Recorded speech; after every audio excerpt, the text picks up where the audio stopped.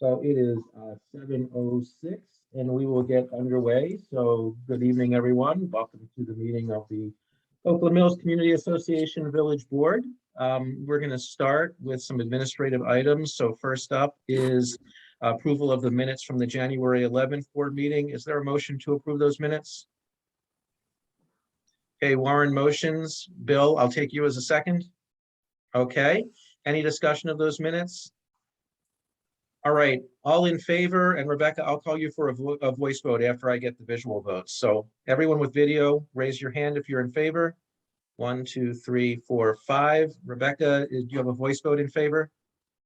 Yes, you can't see me. Okay, it's 6-0-0. Your video is moving at about a frame per every 10 seconds. Huh. Occasionally you move a little bit, but not often. All right, hold on. I'm going to go troubleshoot. I'll be right back, but carry on. All right, next up, is there a motion to approve the agenda for tonight's meeting? All right, I have a motion from Bill. I'll take Warren as the second this time, if you agree to that, Warren. Sure. Okay. I just saw what happened on Rebecca's video. It looks like she did like a Superman out of the room because it sped up all of a sudden. Okay, any discussion of tonight's agenda? All right, all in favor of approving tonight's agenda, raise your hand if your video is working. 1, 2, 3, 4, 5. Rebecca, can we get a voice vote if you're back on approving tonight's agenda? Yay, there's Rena. Rebecca, can you hear us now?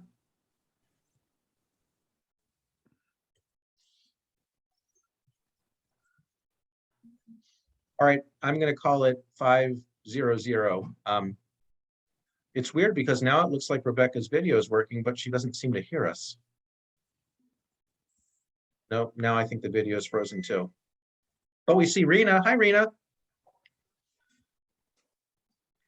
All right, Rena. Rebecca was having some technical difficulties as well. So, you know, because it was starting to get a little late, we got started. So we just we approved the minutes from the last meeting and we approved the agenda. So we're really getting business underway now. All right, so first item on the agenda is resident remarks. As any residents who wish to make remarks will have up to 3 minutes. I'll get a timer going here to time the remarks. And if you would like to make remarks now, please use the hand raise feature on Zoom, or if you're otherwise unable to find that, turn on your video and wave at me or just give me some indication you want to make remarks now. Okay, I don't see any hand raises going up.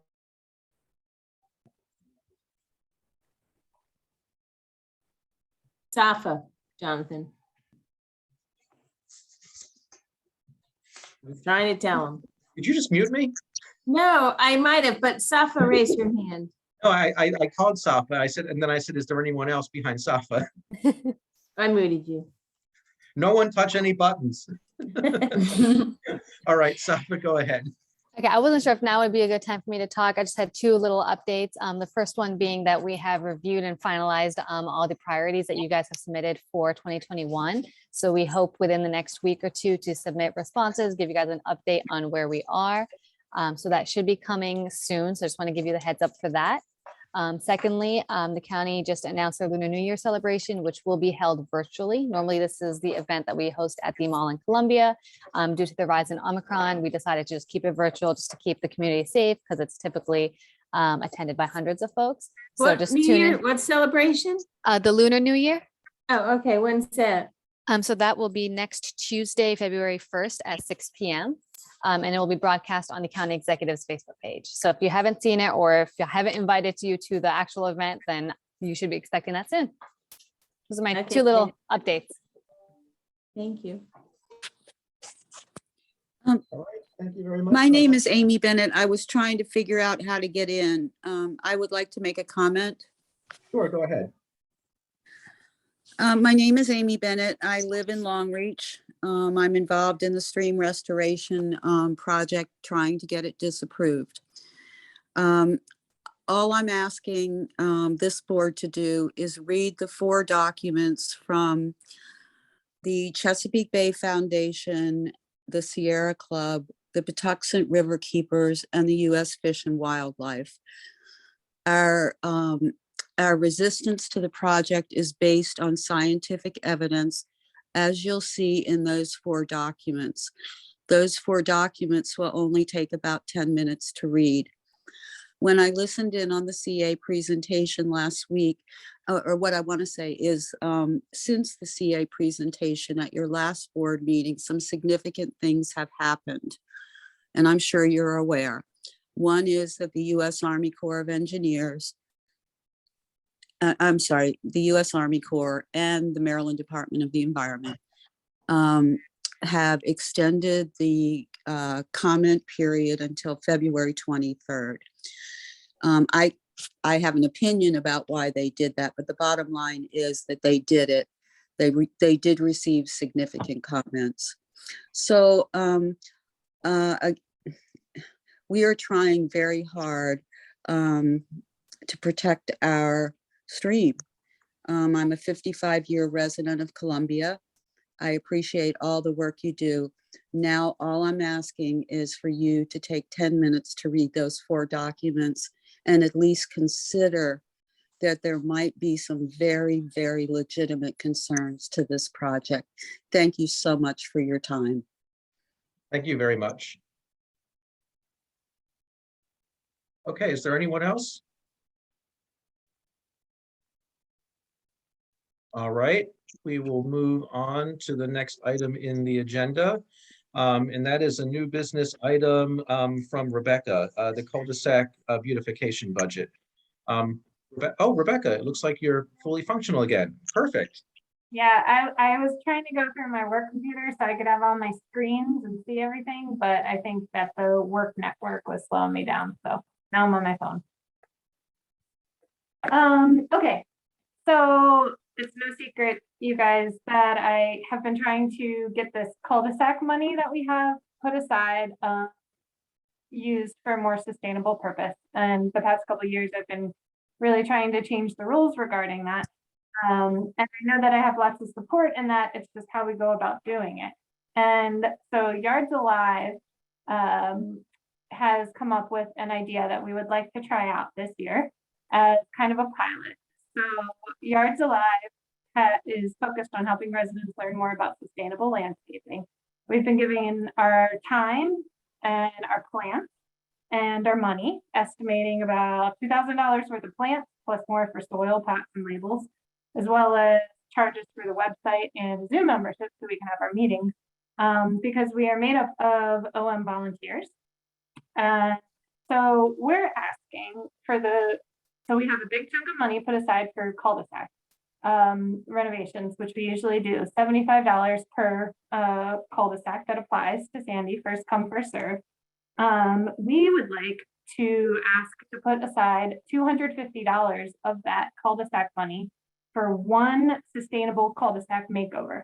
So the way that we envision this working is that Yards Alive will come up with a form, actually has come up with a form with some qualifications, residents that are interested, and we're going to encourage more than one resident on a street to apply together and give that more weight, assuming we have more than one interested party in doing this. We're aiming low this year, just trying to do one to see how it goes.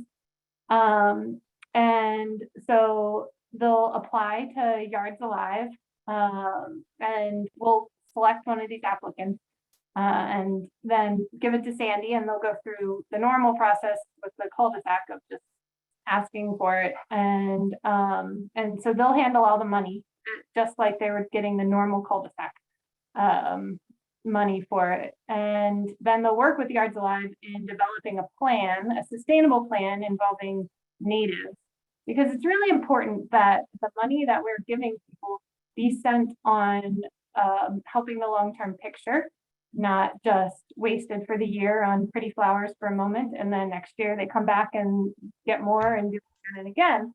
But a sustainable landscape will provide beauty for years on out, and they're not going to need, money over and over again. So it's sustainable financially, but also better for the environment by being natives that support, our native stuff. So I think that covers it. Bill, I appreciate, he had some concerns about maintaining these cul-de-sacs, just the same as the regular cul-de-sac money, but Yards Alive is putting in there that we're gonna check back with them.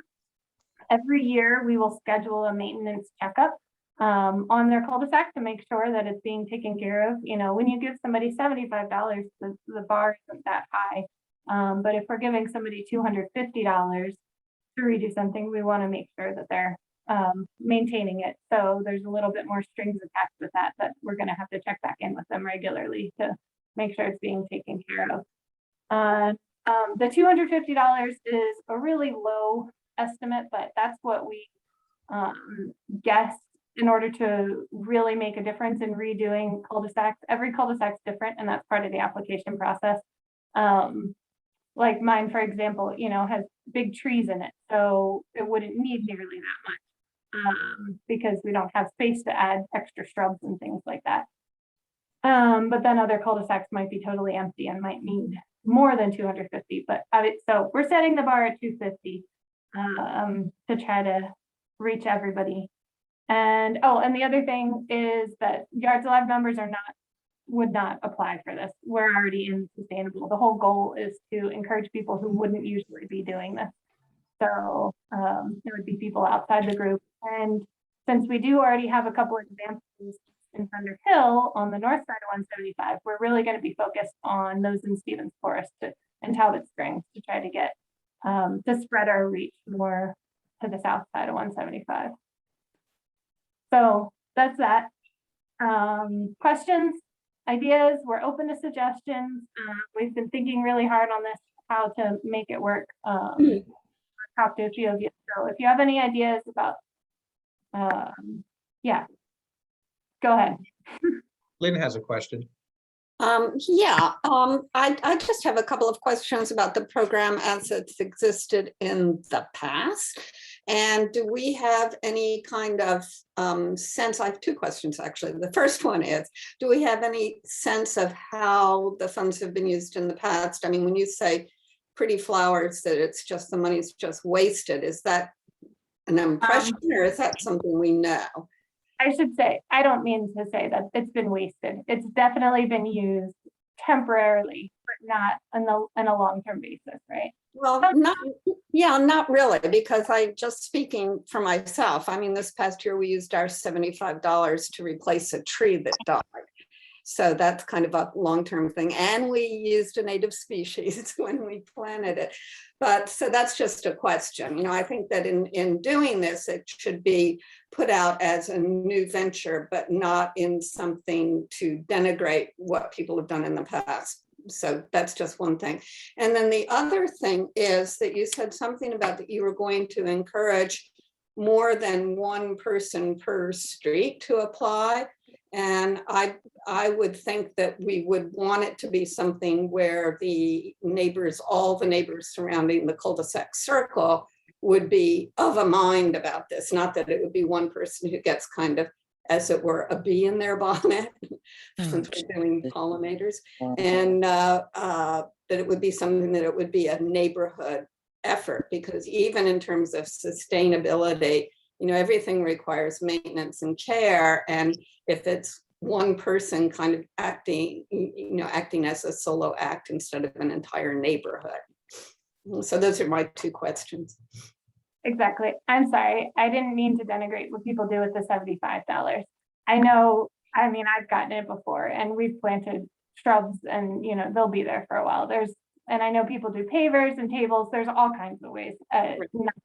Also, just one thing that is something about it, which is the point of my second question, is that I know in many neighborhoods, it is a community building activity. So it's nice to have what the plants are in the cul-de-sac circle, but it's also, not to kind of shortchange the fact that people all have ideas and all feel that their contributions should be worth something. So that's why I think it should be something that's a consensus of a neighborhood and not just an individual.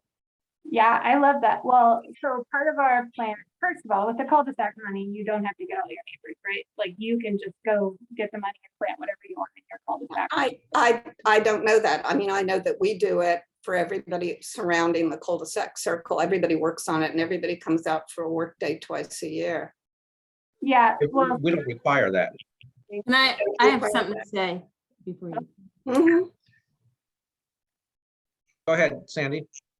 Okay, so I'm the one who sees everything year after year, and I'll tell you that I'd say the majority of cul-de-sacs are each year they do something to add to what was there last year, and it actually becomes a nice neighborhood thing. And I think that I don't know exactly what they all planned, but they add to it, they look forward to it. There's usually like someone on the street that is like the key person who might know more about what to plant than other people. So it's become like they look forward to it every year to add to what they have. And I don't really have many people who are just buying flowers. It's more shrubbery or low growing nice things or a tree. Some have put in a paver or a bench, but like I think Lynn's is a good example of what I'm seeing in more of the streets. And it doesn't take away from what you're suggesting, because I think that's a nice idea. But there are a lot of people who year after year look forward to adding to what they've done the year before. So I think that's nice. But just to clarify, under the current program, we don't require neighborhood consensus, right? I could apply for the $75 and basically do what I want with my cul-de-sac if it's approved and never say a word to my neighbors. I wouldn't, but we don't have any. We don't. I think, yeah, no, but I think for the most part, the people, it's the same people pretty much year after year that apply. And I think it's like they really look forward to that community thing. Yeah. And it's not a But rule. I mean, my interpretation of what Rebecca was saying, and Rebecca, correct me if I'm wrong, is you're not expecting like five, let's say it's a 5-house cul-de-sac. You're not expecting 5 individual applications. You're thinking that maybe 5 of the neighbors would, sign their name to one application to say, yeah, we're really behind this. We'll maintain this. exactly. Yeah. So Okay. we want to be a community thing. And in fact, we envision, so the idea is that whoever gets chosen will work with Yards Alive on a design, whether that's all 5 neighbors or whether that's the one person, I'm trying to use Lynn's metaphor, the one person with the bucket with the bee in it wants to work with Yards Alive and the other ones don't care so much about the plan. However, whoever wants to work out the plan together is, welcome to do that. And then we want it to be on the install day. All the residents come out. In fact, we're going to encourage them. We're going to tell them about the block party money so that maybe they want to have their block party at the same time so that they can get their whole street involved or however big their cul-de-sac is, to do it together and use that as an educational moment too, to teach them about what plants we're putting in and why, and involve the kids so that they know, what plants and why. And but Lynn, you gave me an idea about labels on the plants too. So I just wrote a note of that because that would be really nice too, to help preserve that knowledge. Did that answer that? So yes, I do want it is. That totally answers it. Thank you. Any? Thanks, Jonathan. Rebecca, so if I understand what you're saying, do you see this as an opportunity then for Yards Alive, which the people on that committee have significant experience, many of them are master gardeners, to educate the people on that cul-de-sac is what you just said, but also the children, to get the children involved so that they would understand why this is so important in terms of environmental sustainability and change, et cetera. Do you see that as another way of building community, and they would then be helping as well? Absolutely. All So about it's sort of an intergenerational thing? Yeah, right. Yeah. And that gets us around child labor laws. I'm kidding. Volunteer only. We're going with the minimum wage. Hey, are there other questions from board members? Bill? Yes, 2 comments. Sandy, what is our total budget for the cul-de-sac beautification? This year it was $1,500. Okay, thanks.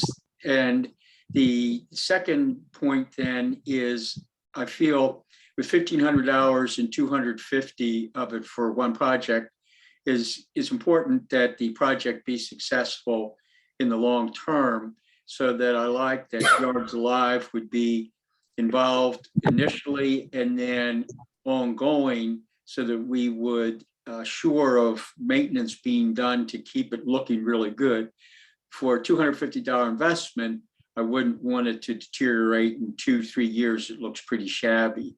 I think that's important if we're being asked to up the limit for this one project, that I want it to be successful. So to assure success long term, I'm glad that Yards Alive would be involved, and that look at it periodically with the neighbors, and then periodically give a report back to the board. Might be good in the first year or two with some pictures, so that we can see the success, and also then feel that raising that limit for that one project was a very good decision. Thank you. Yeah, thank you, Bill. That is important, because I've seen too many examples of native plantings where they think that's an excuse to just let things go and let nature have its way. And that's not really how it works out to begin with. You really have to. Lynn? And I'd love to have these cul-de-sacs as a shining example point in the neighborhood. So maybe Jonathan doesn't want to redo his cul-de-sac, but he has a spot in his yard that he doesn't know what to do. Then Yards Alive can provide a list of these cul-de-sacs that we work with, and he can go over and look at the there that they have and find example in it. So we want to keep them, you know, it's in our best interest as well as the residents there to maintain them. Lynn? So, yeah, just to Bill's point, I wonder if it wouldn't be advisable that if someone, that when they apply for the $250, that to make them aware that this is, you know, a special thing, that this is more money than anyone else is getting, if they are awarded the money, and that it comes with a commitment to maintain, you know, right at the very beginning, to put that out there as a kind of a caveat to the application.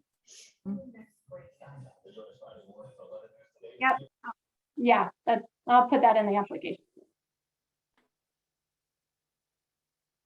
Sorry, I have it in my lap. I can't Oh. take it. Any other questions from the board? My only comment, well, a couple of comments. One is fairly administrative. You know, obviously this is new business. We don't even fund the cul-de-sac program until we vote on the following year's budget in April. So, you know, from an administrative perspective, there are a couple of ways we could handle this. We could bring it back, this specifically back as old business at a separate meeting, just to kind of earmark the funds in the budget. Or, you know, we could just ask that Sandy include it in the draft budget, you know, when she submits that to us later this year.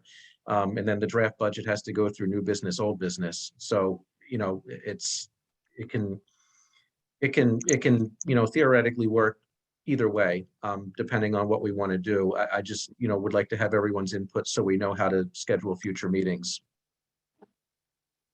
Jonathan, when I do the budget, the landscaping comes under special events. I don't like separate it out in the budget, and it's based on usually the money that we earn at the plant sale, which is pretty consistent year after year. So it doesn't specify in our budget cul-de-sacs or block party. It's part of what I anticipate our special events to be. I thought we always vote on continuing the cul-de-sac program. That's every at our year. first meeting in May after. Oh. Yeah. I mean, I think personally, it's a good idea to bring it back as old business, and then we know that. No, let's do that. I'm sorry, I got confused. I thought we did that as part of the budget process, but if we don't do that until the first meeting, Yeah, we would be committing a new board to what the old board did. So no, we'll bring this back as old business then. okay. Okay, that was easy. Thank you. I mixed that up because all those meetings happen in close succession, and I forget when we do what. So just for clarification, when can people start applying for the cul-de-sac program? We usually, then the first meeting in May, right after that. So the second Wednesday in May. Okay, so that kind of, well, all right, we can make that work. Ideally, we were thinking our timeline would be more like accept applications through March so that April we can work out the design so that they can plant in May. Because we don't want them planting in June and July and then having to drag the hose out to the middle of the cul-de-sac as often. You know what I mean? Okay, yeah. So the money, so we wouldn't even be able to start this until May, or May is when it goes. Well, no, I would say not necessarily, because we could discuss, doing something early depending on what this year's budget will allow. Now that we know that, I forgot that this isn't a line item in the budget. It just falls under our events. We So, have not used up all that money this year, so I'm pretty sure there's gonna be some of that $1,500 enough left over too. Yeah. okay, Lynn and then Ginny. Oh, I'm sorry. Yeah, I think that, as it's worked, it usually took, you get the money, the money's been allocated. And then during the summer, you have the plans and the meeting with the neighbors and, work with them to develop the plan. And then the planting can take place early fall. I mean, I think that works pretty well to give you time to meet with people and get it all organized, look over the applications, all of that. I mean, there's a lot of front work that needs to be done before people are actually going out and putting plants in the ground. Yeah, our hope was to have these up and running before the summer so that by the fall, we could do some educational opportunities with it. Hey, Ginny. Yeah, I think your idea of dealing with it as old business and with the conditions that you've all suggested on the criteria. And if Rebecca were to give you the criteria, wouldn't it be possible to just separate this from the 75, I was gonna say $75, separate the 250 with all these criteria that Bill suggested some of you suggested some, and then have that process start with the condition that you will not get the money unless the board approves it, and the board will only be approving it whenever you approve it, but they could do the plan and have everything ready to go, meeting with the community, having everybody involved, etc., and ready to go so that they could buy the plants and start planning much earlier than it sounds like if we don't do that. The person knows they're taking a gamble on that they're going to get the money. Well, I mean, that would make sense because, basically what we're using up to the point the plants are purchased or volunteer hours, right? The money goes to the purchasing of the plants. Everything else is volunteer. And that Volunteer would- is Yards Alive people that have been Yeah. volunteering all But along. I was going to say that, I mean, that would enable the board really to see what it is they're paying for if we're going to try this out as a special program for the first time. Good point, very good points.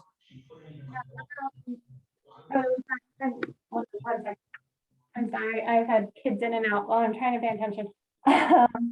I don't know if I said this, but Yards Alive is not doing anything with the money. The money is going to stay, through the office, just Right. as normal as you would with the regular cul-de-sac money. Yards Alive is just gonna say, this is the applicant whose cul-de-sac we're going to do.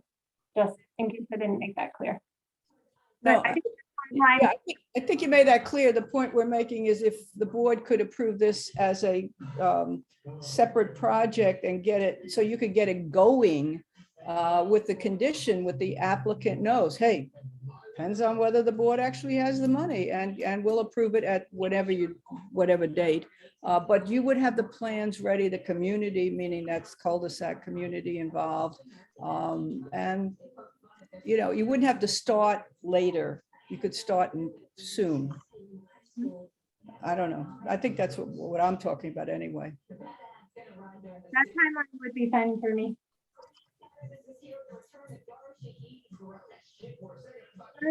Need to make a motion or something, or it just needs to come back next week? No, it'll come back. No, it just has to come back. And, Rebecca, if you could, given the questions you received and the input, maybe if you could come back with, something more fleshed out around what the application would look like, what the process would look like. Because it seems to me, just from what I'm hearing, it would increase everyone's comfort level. Actually, if we maybe did it the way we're talking about, where, the planning, like, Yards Alive, works with potential applicants, identifies, the planning gets done, and really a firm, more detailed plan comes in, and then we just approve the funding for that plan versus the way we would normally do it. And then we're trying it this way for a season. We see where it goes after that. Some might look at it and say, oh, well, you're putting, a lot more, detail and strings onto this than just giving people $75 for the cul-de-sac. But on the other hand, we're giving more than 3 times the amount, and we want to see how it goes. So I think this could be a way of trying that out, and really getting a more detailed plan in before we fund it, which hopefully would raise everyone's comfort level. That sounds fine. I have the draft application and guidelines written up, but we need to have another Yards Live meeting to make sure that how we want to present it. So I'll send that out to the board as soon as we do have that finalized. And I love the idea. We can plan in April on presenting the cul-de-sac plan, so to speak, of what's happening, where we've gotten with that too. I like those strings. I'm happy with those strings. Cue Pinocchio music.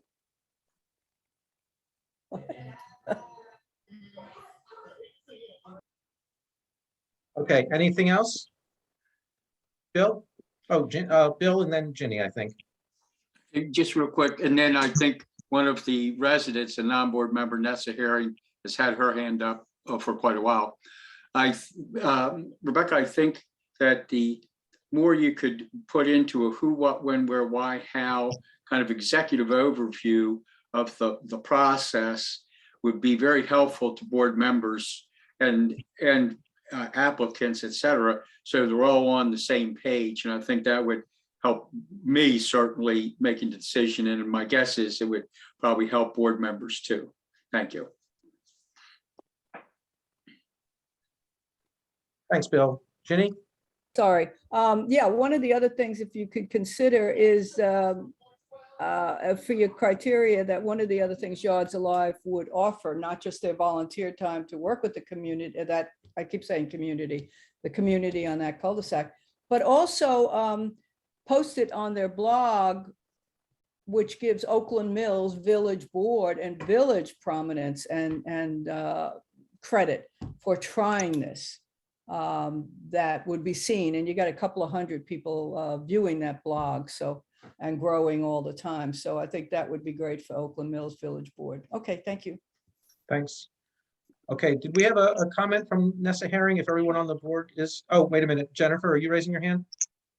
Okay, go ahead. Sorry, in that same idea of putting something on a blog, could you put something like they have those signs near some of the natural spots of like what the actual plants are that are natural to this area? Could we put something on the cul-de-sacs that put that there, and like say Yards Alive or like OM Board, and also put that out there too? That sounds good. Thank you, Jennifer, for writing it down. Yeah. All right, anything else from the board? Okay, Nessa Herring, you've had hand raised. Good evening, everyone. It's Nessa Herring, and I'm just here listening and observing what the board is going over this evening. I'm a member of Oakland Mills local leadership team, but I have had my hand up because I wanted to know how will the community find out about this cul-de-sac beautification project. How will it be announced? We publicize it every year through our electronic communications, newsletters, all of our usual communication channels. So I would assume this would be publicized in a similar way. Okay, thank you. All right, let's move on to old business. So we have first on old business, the OMCA elections for 2022. We need to look at the chairs and committee and approve that, review the election guidelines and the election calendar. And I know Bill and I both circulated some comments and edits that hopefully everyone has had a chance to look at, in addition to the draft guidelines that Sandy sent. Sandy, you want to take it away? Yeah, do you want to pull up from your end the guidelines, Jonathan? So as I talk, you maybe can do the edits part. Yep, hang on. If I could get my laptop to cooperate. Okay, that's the one called Election Guidelines, Edits and Comments. Yeah, and I can't find my printed list of the committees. That in the calendar, we can pretty much do quickly. Yeah, let's get into the guidelines because that's where we had some comments and questions. All right, it should be coming up any second now. I hope. I see it. Hopefully you're starting to see it. That's the guidelines. Oh, that's not what you wanted? Well, do we need to pull up the calendar? I thought we can just do quickly the calendar and the committee. Oh, no, I had said, let's get through the guidelines since that's what really had comments and questions. Oh, okay. Okay. And I think I gave comments alongside Jonathan's. I don't see the comment thing coming up and I can't move it now. You can. Hang on, I need to move the video to another part of my screen so I can see the, okay. Okay, there's the first. So, Jonathan added, candidate application and met other requirements, meet other requirements, it should be, for holding a seat on the board of the directors. And the requirements are that the person be a property owner or a leaseholder in the community. And so that we're not spelling that out, but aside from application, there are requirements outlined in the bylaws. And the same thing for the Columbia Council representative. So I accepted your amendments to that. I don't think there's any All right. concern. Any objections to those changes? And you'll have to voice them because I can't see everyone's video and do the screen share. So hearing nothing, I'm going to accept. Okay. Then the next is, Oh, this was, I just suggested an edit to clarify the language in here. Amy, are you okay with the edits? She's our editor. There's grammatically, there's some problems with it, but For these two, for the CCR, for the one for the one of the two, that is contested. Could be just for one of the two. You don't need the one. Oh, no, you do need it. I take it back. Yeah, I think it's okay.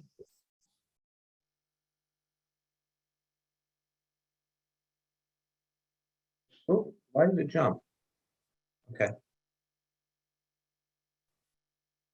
I'm trying to find the grammar issue with both races. it's just really awkward and kind of hard to understand. Sorry, editor, mean editor.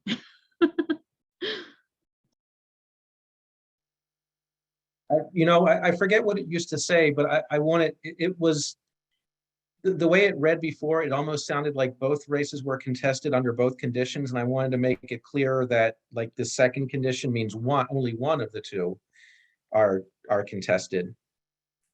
Yeah. There was also something weird with the way it was originally written that I was trying to clean up, and maybe I didn't do the best cleaning. Well, Amy, can we put it in your part just for wordsmithing that? Yeah, I'm starting to get what it would be, but I don't like to do it on demand. So. Yeah, no, is that okay, Jonathan? Yeah. Okay. I don't know what you're doing. Oh, I'm saving it so I don't lose what we're doing. thank you. Okay. No, I don't want to browse. All right. So let me scroll down. Jonathan, can you highlight that just so I remember, because you'll probably send this back to me and then I'll need to see, just so I don't forget that part.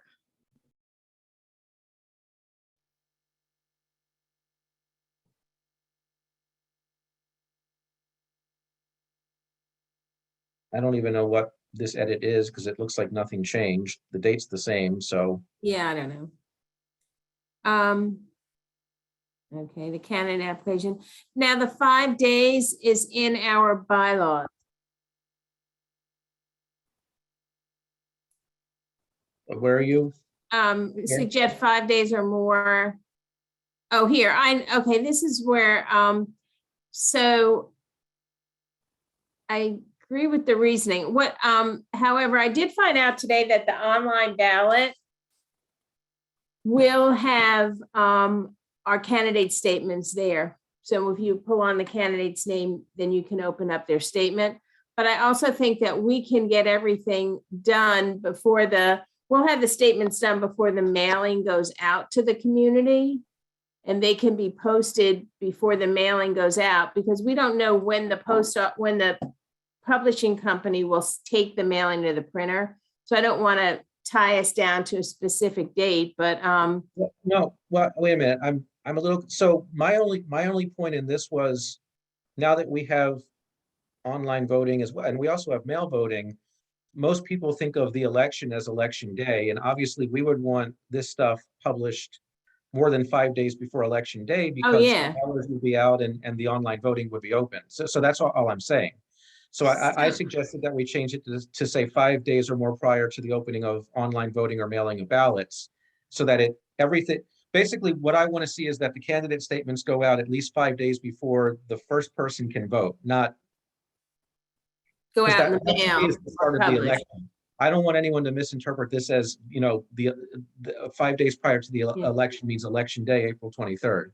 Do you want them, like, can we put published rather than in the mail? Because I don't know the date that the mailing's going out, to tell you the truth. Like, I don't know what 5 days before the printer takes it to the mailing. So can it be that candidate statements will be published like within, 10 days of receiving, of when the candidate statements are due, which is like March 14th. I mean, we can post it before the mailing goes out, and it will be in the mailing, but I don't know the date the mailing goes out. Oh, yeah, I'm not, yeah, I mean, if everyone else agrees, that's fine with me. So are you saying something like, I could say like this year that they can, we get them on the 14th, we can publish the statements online and post them on the window of the other barn by March 21st. So that's before the mailing even goes to the mailbox.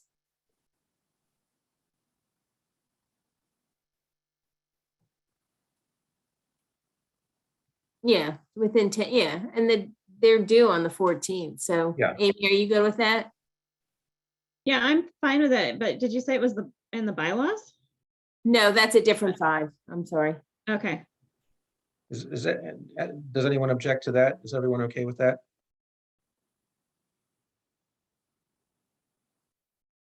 Okay. Yeah, this is, and I think this came up last year, and it is an issue with the bylaws, because I guess, in theory, the new board takes office on May 1st, but in reality, we don't meet until the first scheduled meeting after that, where we certify the election. Right. So there's always that weird period, but when you do the math and add up all these days, technically, the election monitor committee could still be reviewing a challenge after the new board has taken office. But of course, the new board's not doing anything yet till it meets. So maybe it doesn't Right. matter. It's just one of those things that bugs me. Yeah. And I think we talked about it last year, and I'll probably forget and then do it again next year. Okay, I'll wait. I'll remind you. Okay. Okay, so that's your comments, and then the bottom was just bold and formatting. Let's keep going. Was that everything? What's all the purple? Is that all you, or no? That's just me and Amy. No, Yeah, I think well, it changes the colors, but all the purple were I think your revisions, and then mine might be showing up Yeah, in some gray. of this, we go through your comments, but we really do have to go through because to Bill's comments will change some of, could Yeah. have an impact on the guidelines. Mine's blue. Uh-huh. Oh, here's one. But actually, this might also relate to some of what Bill sent, so we might want to package my comment with what Bill sent. Yeah, I agree with the 22nd. Postmark deadline for mail-in and when we're closing voting would be the day before the election, which would be on the 22nd. And here we have it at 4 p.m.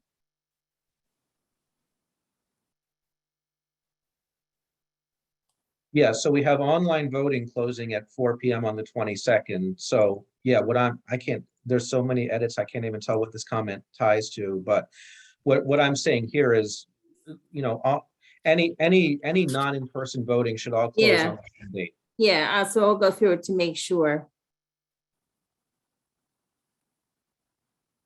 But I think Postmark time. I think this is where Bill had a related comment, right? Or am I losing track? Let me finish yours and then we'll go to Bill's. Okay. Jonathan, Oh, and yeah, then there was this. I'm still not. So in A, you show your ID. Your name's on the voter list, you get checked off, you get handed a ballot, you vote. In B, your name's not on the list. You well, place your- because the election chairs can then try to verify why it wasn't on the list. We can go back to CA Oh, and okay. see if there So was a it- problem. oh, So we all know right. that ballot is kind of awaiting a Okay, so double check. Being in the envelope means it's under further review. Because as I was Right. reading, I'm thinking, well, either way, a ballot lands in the box. What's the difference? So Yeah. there's more going on behind the scenes, and they know that if they get a Right. ballot in an envelope, they don't just open it. Right, rather immediately. than turn the Okay. person away immediately, we can take it aside and then, why did that happen and know at least why. Okay, all right, that makes sense now. Uh-huh.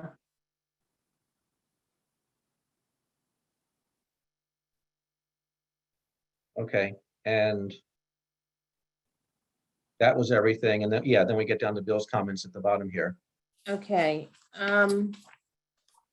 so Bill's comments, the first one, how have we handled a mail-in ballot and an in-person ballot from the same person and address? So all of the mail-in ballots are collected during the election period, and it's not every day, it's maybe once or twice a week by the election chair who gets them. They all go through Wild Lakes. We share a mailbox. So she sorts the ballots and one of the Bobs gets them. They have a roster that we use to check off all of the absentee ballots that come in the mail. So there's a check mark. If it's a voter, it's a check. If it's a property owner, if it's tenant, it's a T. So some properties could have a check mark and a T. But regardless, when we come in on election day, that roster of property owners, everyone who has voted, who we've received their vote prior to that, there is a check mark. So we would know if someone came in to vote that day, we've already received their absentee ballot. And the absentee ballots are not in order by alphabet or street. They're checked off and put in a bin. So we can't pull it easily for the person to change their vote. So, Jonathan sent in his absentee ballot.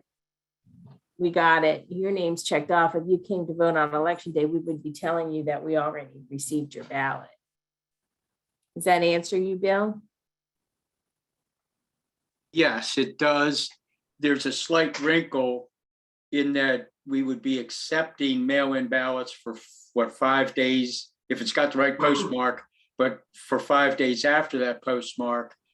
So then it would be the reverse, that Right. they voted in person Right, On election day, then 3 days later, we receive the mail-in and we discard the mail-in ballot. right. Okay, yes, that answers that question. Thank you. Okay, and then this is a question for the board. All ballots are equal, none supersede. Any duplicates or invalidate all ballots. I mean, that could be, but it would mean that, like, if someone voted online, they forget, they mail it in, we'd see, well, they have 2 votes. Bill is suggesting that none of them count. I hadn't thought like that. I had just thought that the online vote would supersede the other vote since we get a nice tally from the company. I don't think we can go by when we receive the ballot in the mail because, as I said, we're not getting them every day from Wild Lake. There's a lag in receiving them. So we might get a whole batch of 20 and he'll go back 3 days later and get another batch of 20. In the meantime, people can real time vote online. So I guess, what? Oh, I was going to say, I mean, just you walking through all this makes me tend to agree with Bill. Like, you know, why should the EMC have to, you know, sort of figure out and make assumptions about which one is the valid one, which one was likely to have been cast first? Because there's no guarantee you're going to get that right. You just don't know. And you know, you don't want to get you or the EMC in a situation where you're then, you know, perhaps facing 2 residents who live in the same house who both decided to vote and trying to determine which one's vote count. Just, you know, just toss it. And I think we have to be clear about that. You know, each address only gets 1 vote. Yeah, And if multiple votes come in, none of those votes will count. I get that. Does the board want to weigh in? Anyone else? Now, the only caveat I would have is, like, in that scenario you said before, if someone shows up on election day and their electronic or mail vote has already been received, you know, I don't think that needs to be tossed. We just turn them away on election day because they haven't cast another vote. But if it's that situation that Bill talked about, if they show up on election day, vote, and then we get something in the mail 5 days later, I think we throw it out. Right. But if we receive a mail-in ballot and they voted online, they get tossed. Right. So, and it'll be very clearly explained. You can only vote once. And, oh, Warren wants to speak. I don't see him. Thank you, Amy. So I disagree with this. I can just see that, you know, like at our house, like I handle the mail, but maybe my wife would vote and I wouldn't know that. And you know, she might vote online and I might vote through the mail. So I could see this happening a lot. I think this is discouraging, you know, input from the community. I think this would happen a lot. So I'm a little concerned about that. So I think there should be, you know, I can see having a rule like this that, you know, online ballots supersede other ballots. And if we just mention that, I think that would work, as opposed to just disregarding all of them because of an honest mistake. Bill? Yeah, I understand that point, Warren. My concern with this was then it makes one ballot type more important than the others. And one of the first things we say in the guidelines, I think it's the first page, there's 3 things we want to affect. One of them was fairness in election. And so I think if we say one ballot, yeah, the goals, 1, 2, and 3 kind of in the middle of that page, there that the election should be fair and be perceived as fair by the establishment of clear procedures. And the election procedures should encourage potential candidates to run. So my concern is if we say one ballot type or entry type of the 3 entry types, one's in person, one's mail, one's electronic. If we say one's more important than the others, to me, that gets at not making it fair. And then it also, as Jonathan said, it puts us in the position of making a decision that one ballot type is more important than another. And I'd rather have the ballots be equal regardless of where the ballot came from. So Sandy, to address Warren's concern, because everyone is going to get there, and Jenny, then I'll get to you. I want to follow up on this one. Sure. Everyone is going to get their online voting pin via the mail that goes out with the mail-in ballot, right? Right. So, I mean, couldn't we put very clear, like, bold letter instructions, saying that when you open this, you either use your pin online or you mail it in? Because that way, in that scenario, if Warren's the person in the household who opens the mail, his wife is only going to get that pin if he hands it to her and says, here, go ahead and vote online. If he just takes that thing and mails it back, she's not going to get the pin because he handled the mail. So she wouldn't even have a way to vote online. Right. So Warren, does that? I like that. That's Okay. good. So That we're would- putting it bold on the envelope and bold on the ballot top. Right, and the pin would be associated with, I hadn't thought of it that, the pin is actually with. It's on the you get that, ballot. It's also with the message. Well, the pin is on the ballot only. It's on the ballot, yeah. Yeah. The message can go in a lot of places. But I think it should be with the pin. Well, it can be Yeah, I think there so, on the yeah. ballot and it can be also on the envelope. Yeah, I think it should be on the ballot, next to the pin. I think it should be on the envelope so that, we give everyone every chance before they drop that thing in the mail to read that and go, oh, online voting pin. Do I want to do it that way, or am I just going to mail it in and then my pin is gone because I've mailed it away? I don't have the pin anymore. You don't have you don't have a pin. Right, right. That is good. If you, that's what I like. If it's, the pin disappears when you mail it, basically, unless somebody wrote it down. I like that a Right. lot. Right. Because the last thing I want is for someone's ballot not to count. Some household can't have input. Because the whole idea that I thought about why we wanted to do online voting was to encourage more people to vote and to get more input from the neighbors.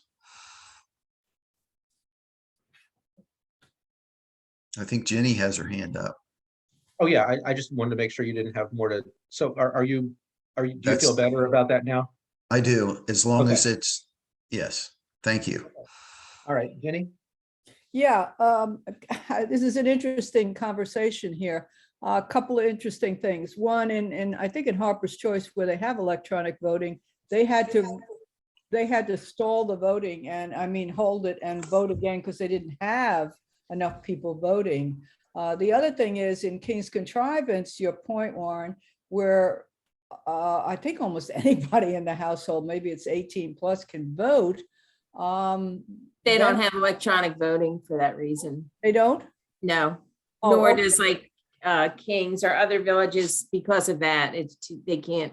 Okay, what I was going to say is if two people can vote, then it solves the problem, because what Warren's original example, which would be sad, is if he and his wife both voted for the same candidate and both were thrown out, so that candidate doesn't even get one vote. And if you lose by one vote, that would, or that would be kind of sad if it happens a lot.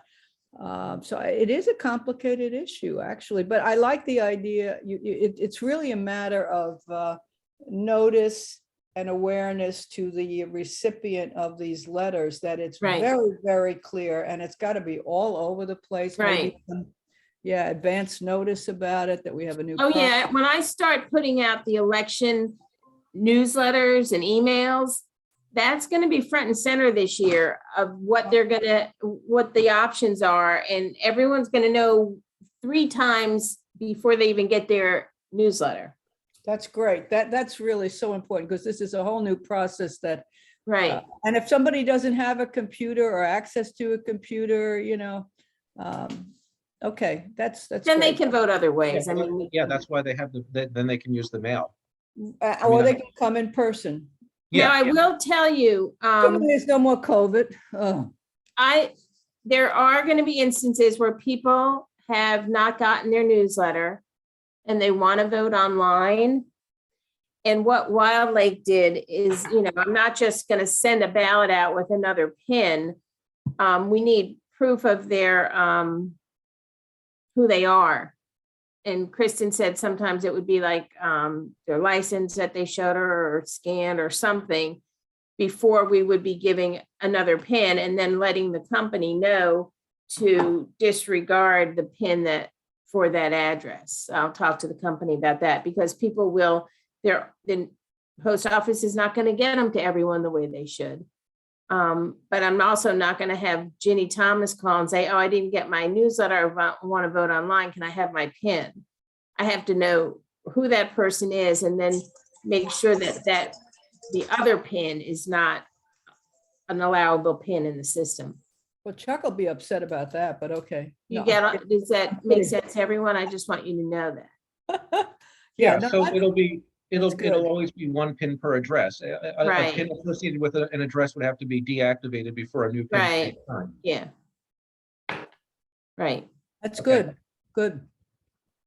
Jennifer? Well, it's one pin per tenant and per leasing, and we know who the owners of the property are. We know which ones are tenants with a lease. Because Right. that's the list that CA gives us. By absentee owners too. Jennifer, Okay, do you have a question? Yeah, so if they go into the office or to the actual drop the ballot in, would there be signage saying like, hey, if you need to check to make sure your PIN hasn't been used yet? And maybe that could help with some what do you of mean? that. You Like mean if on they a go Wednesday? to, yeah, like if Well, they, but when they go to vote, they would already be checked off in the book as having voted, so they'd be turned away before they could vote again. okay, so the PIN wouldn't matter in that instance, right? We wouldn't have, we'll know before election day who voted online, and online voting will have closed the day before. Okay, thank you.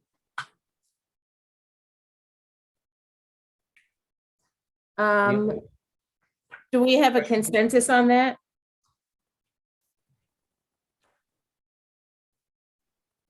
Jonathan, do we need to go to the next question? Yeah, let's just work through it. I mean, unless there's any, objection to anything where we would have to vote on sub items, I would just see if we have enough consensus on everything and then vote the whole thing once we resolve these Yeah, comments. and we'll have to go back and change it because I did put in the guidelines about online superseding. So we do have to change the text in the final version. Then Bill wanted to know electronic vendor supplies a list of all addresses that voted, an electronic copy of each ballot with a ballot number on it. They will give us an Excel spreadsheet that has the property address and that property voted. Everything on that sheet voted. They will also give us a tally of the candidates and how many votes per candidate. But we don't get any hard copy ballots from the electronic company. Everything is online and tabulated in spreadsheets. And that tally, the voters are checked off by knowing the property that voted, and the tally is added to the tally of ballots that are mailed in and in person on election day. They are not giving us any electronic copy of the ballot. It's electronic and tabulated. The next question. Can I talk to that, please? Yeah. Okay, I have my hand up. Yeah. My concern is, it gets back to the fairness issue and treating all ballots the same, that I want the election committee to be counting all the ballots. That's why I would like the vendor to supply an electronic file of each of the ballots. We could print that out, so there's a paper ballot for each electronic vote. Here it is in paper, and have our election committee do the count so that all ballots are treated equal by the election committee. Also, for 2 points post-election, if the election is challenged, I think it would be important to be able to produce each of the ballots that were cast. And then also, a few years ago, I asked to come in after the election and do an analysis of all the ballots. I wanted to see each ballot and look for voting trends, and I found some, okay, which were very interesting. And I feel it's critical for those purposes to get the vendor to supply an electronic file that has each individual ballot so that each of those can be printed out on paper, counted by the election committee, and then held with all other ballots so that no matter how you voted, there's a paper ballot that can be inspected if there's a challenge to the election, and can be inspected by anybody who ran for voting trends that they could look at and use to aid their campaign the next time they run. I don't know if that's possible. Well, They give us a spreadsheet. Well, we just tell the vendor that's a requirement. Just tell the vendor that's a requirement. To get to Warren's point of getting more people to vote, originally, if I remember correctly, Oakland Mills only had in-person voting.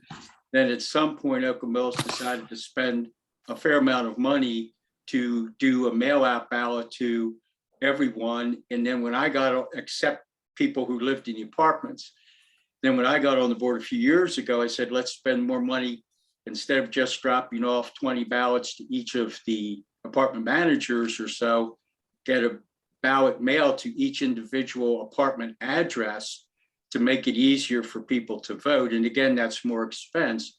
So we just tell the vendor this is a requirement. If the vendor says, well, that's going to cost a little more, we pay it because we've did it with the mail-in ballot process to help people vote. I'd have to ask them. It was, Okay. Lynn, do you have a comment?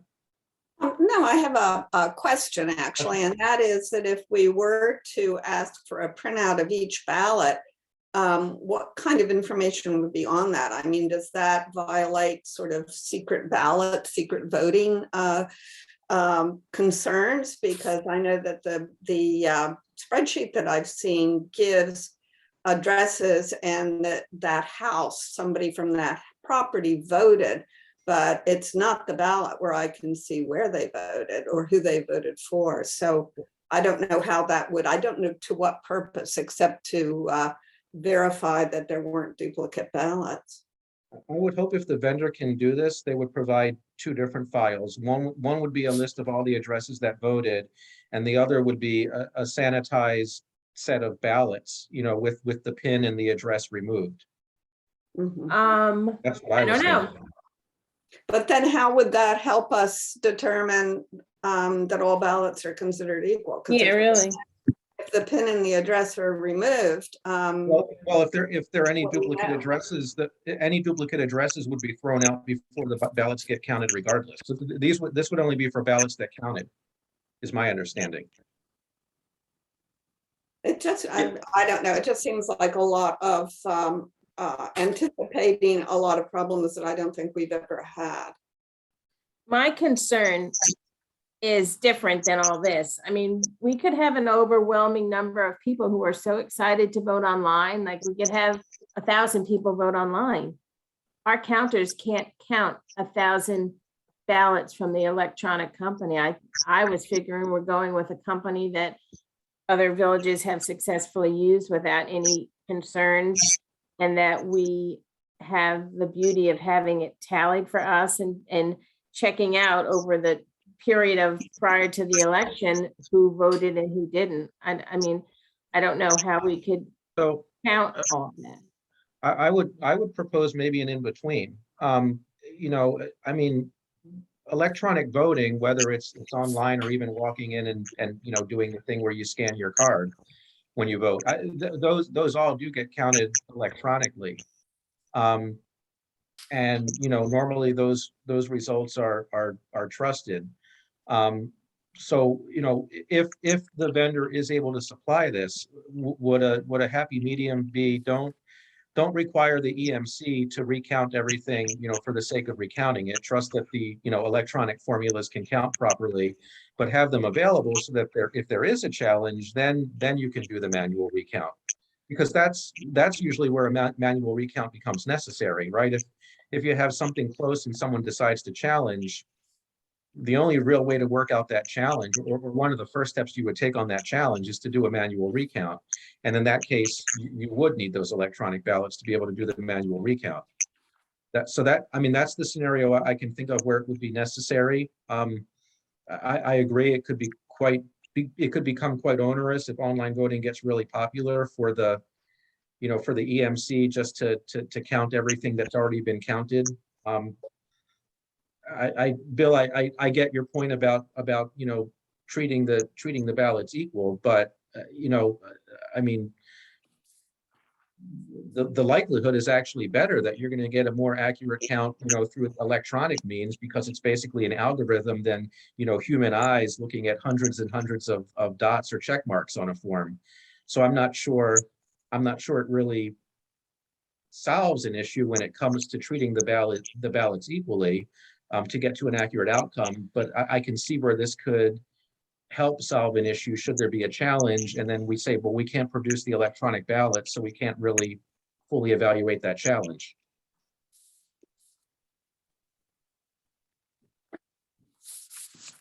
Rebecca had a hand, and then back to you, Bill. Yeah, just kind of what you were just saying. I like that solution a lot. I wouldn't want to print all the ballots prematurely. I mean, the spreadsheet that they give us should be enough.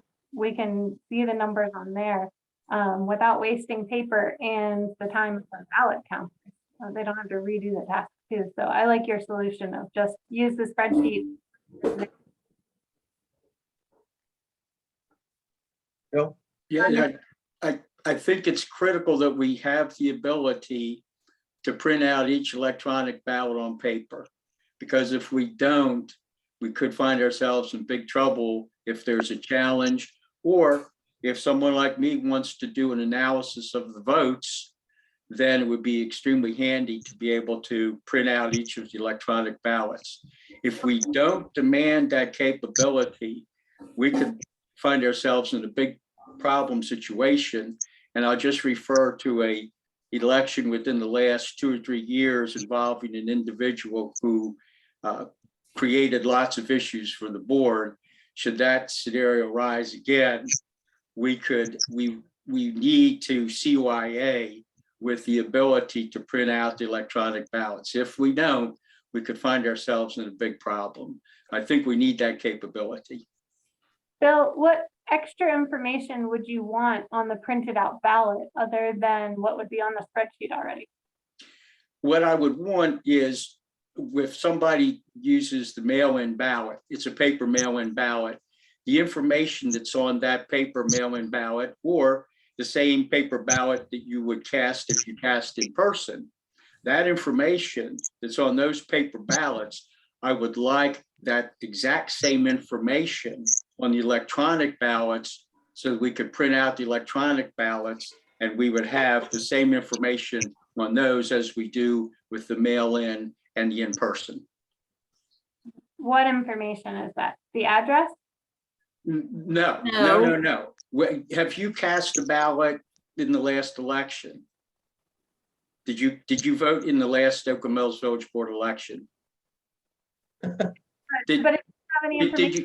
If you did, you had a ballot and you checked off boxes next to candidates' names, you folded it up, put it in an envelope, mailed it in. That information that was on the ballot that you cast, that's the information that should be on the paper printout of an electronic ballot. But when you say, I think, be clear, you're talking about our address on the outside of the end? No. Because when you vote in person, you go in and say, hey, I'm so-and-so, here's my address. They look in the logbook, they check it off, they give you a paper ballot. That paper ballot doesn't have your address on it, okay? You fill that out, fold it up, put it in a box. Mail-in, you get an envelope with the same kind of ballot. You fill out the ballot, fold it up, put it in an envelope, seal the envelope, and on the back of the envelope, you put your address and you mark whether you're a tenant or an owner occupier, and you mail that in. The election committee takes the envelope, doesn't open it, takes the envelope, verifies your address, checks you off on the master address list, puts that in a pile, and at some point, they separate the envelope from the ballot, put the ballots in the ballot box, and put the envelopes in a separate place, and only count the ballots. So all I want in the electronic printout is what's already on all the paper ballots that are used to mail in or in person.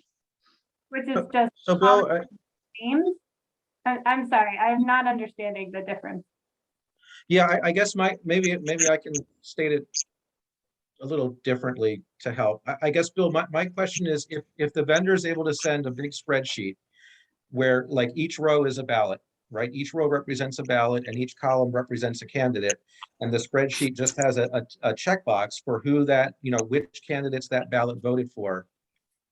How is that any different than having an individual printout of each ballot? It would be the same information, because basically what we would be asking the company to do is basically undertake an imaging effort where they turn electronic data into an image of paper, but the electronic, but the source would still be the electronic data. So you'd have the exact same information in spreadsheet form, which is actually easier to tally and analyze than going through hundreds of sheets of paper.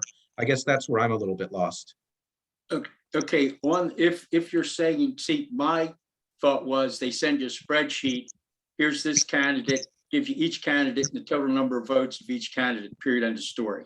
Okay, if you're saying the spreadsheet would say voter A, here's who voter A voted for, the list of candidates and a check mark, then here's voter B, same list of candidates and check marks of who they voted for. Voter C, same list of candidates, check marks.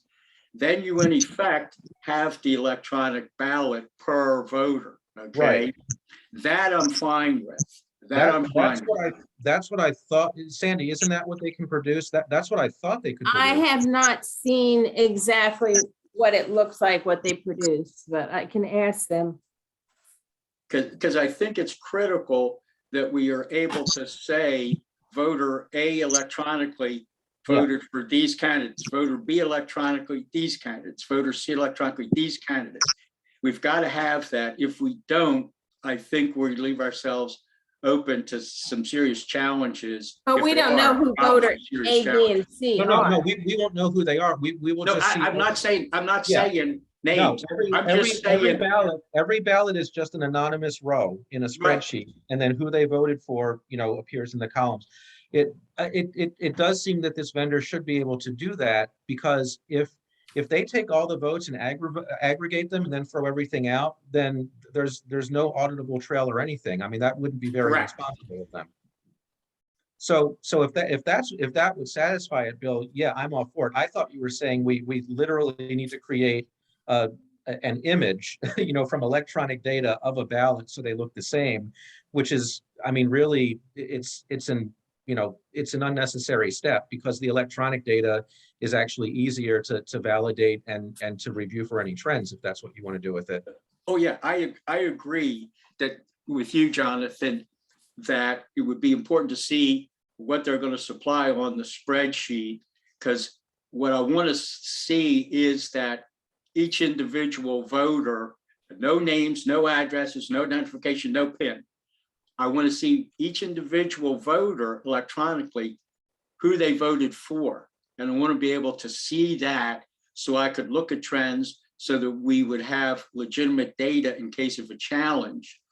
We would not have to duplicate the exact layout of the ballot, but we would have to have that same information electronically and be able to investigate that in case of a challenge, or somebody just wants to do analysis. So Jonathan, if that's what the company can provide, I'm fine with that.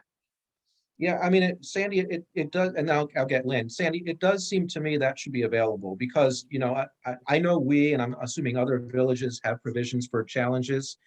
And quite honestly, it would be very hard to challenge one of these elections if the village doesn't have access to all the ballots as cast, right? If someone wants to challenge and say, oh, your electronic voting firm had a bad formula and they didn't tally the votes correctly, well, if we had that spreadsheet, we could do a manual tally, to address that challenge.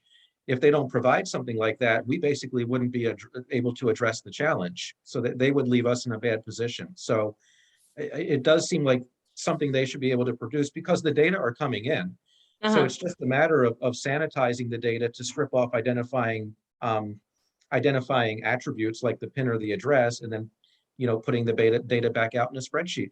Okay, I'll get that information. They respond right away. See, we've been talking about this so long that poor Rebecca was standing on her head for a second there. Really? And Lynn has her hand I up. think the phone flipped. Lynn? Yeah, I just have a question. Actually, this is kind of a little bit not beside the point exactly, but curiosity, that if we're saying we need this information so we can analyze it for trends, I'm just kind of curious as to who's analyzing the ballots for trends and to what purpose, and if trends are discovered, what kind of trends, how are they being used, and is this information available to everybody? Because I've been on the board now for a long time, and I've never had any reporting back of trends in the election except how many people voted. So what kind of trends would you be able to get by saying that voter A voted for these certain people and voter B voted for other people? Well, since I did it several years ago, as I understood it, the people who ran can, after the election, look at all the ballots, okay? And so I made arrangements with Sandy to come into the office, and I sat, I think, in the smithy for a couple hours with all the ballots. And I went through every one, and I had some note paper there. I found several different trends. I'll call them a trend, okay? And example, one trend might be this ballot only has a vote for the CA rep and none for the village board members, okay? Now, how many did that? How many of the total ballots did that? Then another trend might be that some only voted for 3 members for the board instead of 7, okay? And I charted that. And I came through that analysis. It gave me some information that I felt could be very valuable in future elections, in future contested elections, okay? So I did that. So I did that for me. But to what purpose? That's my, valuable how. For future elections, and I don't want to get into details, okay? But I found trends, patterns there that I felt could be useful for future contested elections. And you would be free to do the same thing on your own, go in and look at all the ballots, do any kind of analysis that you would want. Okay, thank you. Yeah, and just to clarify for everyone in attendance, the staff, right? The staff of the village and the election monitor committee, they're not doing any kind of trends analysis. This is just information that's available to the candidates in the election to do what they want. And again, the ballots are sanitized, so the candidates don't know who voted for whom. They just know, what group of candidates got voted for on each ballot. I threw a comment in, does that, to try to bring this one to closure and get to the last one. Does that satisfy what we've been discussing, everyone? Can you all see that? I'm trying to move things around. Mm-hmm. Yeah. Okay. The last one, all electronic ballots and all mail-in ballots must be received by Friday. It's actually the 22nd. All addresses from these votes are marked in the master voting list at the start of the in-person voting. That is all done. At the close of the in-person voting, all ballots electronic, we've talked about that, the spreadsheet are counted through the same process. The results in section of our bylaws, 107A, it gives you 5 days thereafter to receive ballots through the US mail. And for the past several years, we've given that 5 days, which would take us to Friday, April 29th, so that we have the main tallies all done on election day by the counters. But those that come in the mail that are postmarked by the 22nd, on or before the 22nd, received through the 29th, will be added into the tally. So the results will be posted that point, once our chairs have finalized that tally by So the 29th. Are you saying we can't completely do what Bill is suggesting because the bylaws don't allow it? I mean, Right. we're cutting off the electronic voting on the 22nd. That'll be done. Right, and the we- mailing is cut off on election day, Well, actually, in my comment above, I was actually the proposing. day cutting before, off I'm sorry. postmark on the day before. Yeah, the in-person is on election day. Yeah. And then But there's then- 5 then we days, still have to allow the 5 days for any Right. straggling ballots to come in. right. Can I ask a question? Can I ask a question on that? Yeah, Sure. Why the 5 days? I mean, I understand intellectually, but I thought other villages were announcing their election results almost right away. I think one village maybe took an extra day, where we were waiting a long time. well, in our bylaws, section 107A, it talks about 5 days thereafter of the date of the meeting or election to receive ballots through the US mail. Yeah, but I mean, We all have different rules. okay, so we can't change that? You want to change the bylaws? Jonathan, you want to weigh in? Oh, maybe Well, not. we can't change the bylaws. We would need a vote of the membership to change the bylaws. So we couldn't do anything for this election. Also, I don't, do all the villages do mail-in voting now? I mean, some of the villages may have been able to announce because they did it online and in person, but no mail-in. Not all of them do. Some do. I don't know if they just decide to cut off, and to tell you the truth, until even after, once the pandemic hit, so we're going on 3 years now, we have given that 5 days because of the US mail. And someone gets a mail-in ballot and they mail it even on the 20th, we might not get it for 5 days. So we're giving the residents, in fairness to them, mailing it with a certain postmark. So Yeah, no, I understand, but you do know most of the results, and if it's a large difference, then I don't know, but it just seemed interesting that all the other, yeah, the only time it probably would matter if it's within, because we probably only get 15 ballots in Yeah. that 5 days. But we've had elections where it's 4 ballots, so that really makes a difference. And I don't know,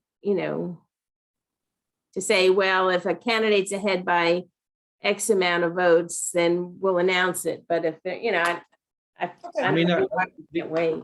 the only other village option that I took see, forever. the Okay. only other option I see, although this might violate another part of the bylaws, would be to set the postmark date on the mail-in ballot back, to the beginning of that week, and then the 5 days end on Oh. Saturday, the 23rd. But then I guess the other problem then, Bill, is, there's that struggle Fairness. between treating every ballot equally and getting the Yeah. results. If you cut off the mail-in early, then you've put people who may not have the ability to vote online or the ability to get to the other barn at a disadvantage. So I think we have to weigh treating the ballots equally against, can we wait a few extra days to get the final results? Yeah, no, it's okay. I just was saying, we were the only village that the CA board didn't know the results for, because, compared to other villages. Okay. Yeah, I get you. Some of that, I have to say, is just a credit to Oakland Mills, because we always get nice turnout. We do. I mean, if you look at other villages, we have a lot more to count. Yep, no, it's not the counting, it's the extension of the 5 days. The counting occurs in every village the same day. To the credit of our election committee and Sandy and her staff, you get those results. They're just not made known, but you have them that night. You guys, you deserve credit for that. It's the extension of 5 days. The other villages were saying, hey, yeah, we got them that night. Here's the results. That's what I'm saying. No, you guys deserve credit. You count them in time, but it's the extension. And actually, yeah, no one actually even has the tally until, not even the counters. The only person that has the tally are the election chairs. Yeah, but I until mean, that you time. know them, and there's like 99.5% you have, or Yeah. 99, usually. It's that extension that the other villages just don't allow that much time, but okay, sorry. I Forget mean, about- I'll read over and I'll ask you, Jonathan, to read over the bylaws, section 107A. It's like in the last sentence. I need to get some water. I'll be right back. Well, while It's she's okay, doing I that, was just curious, because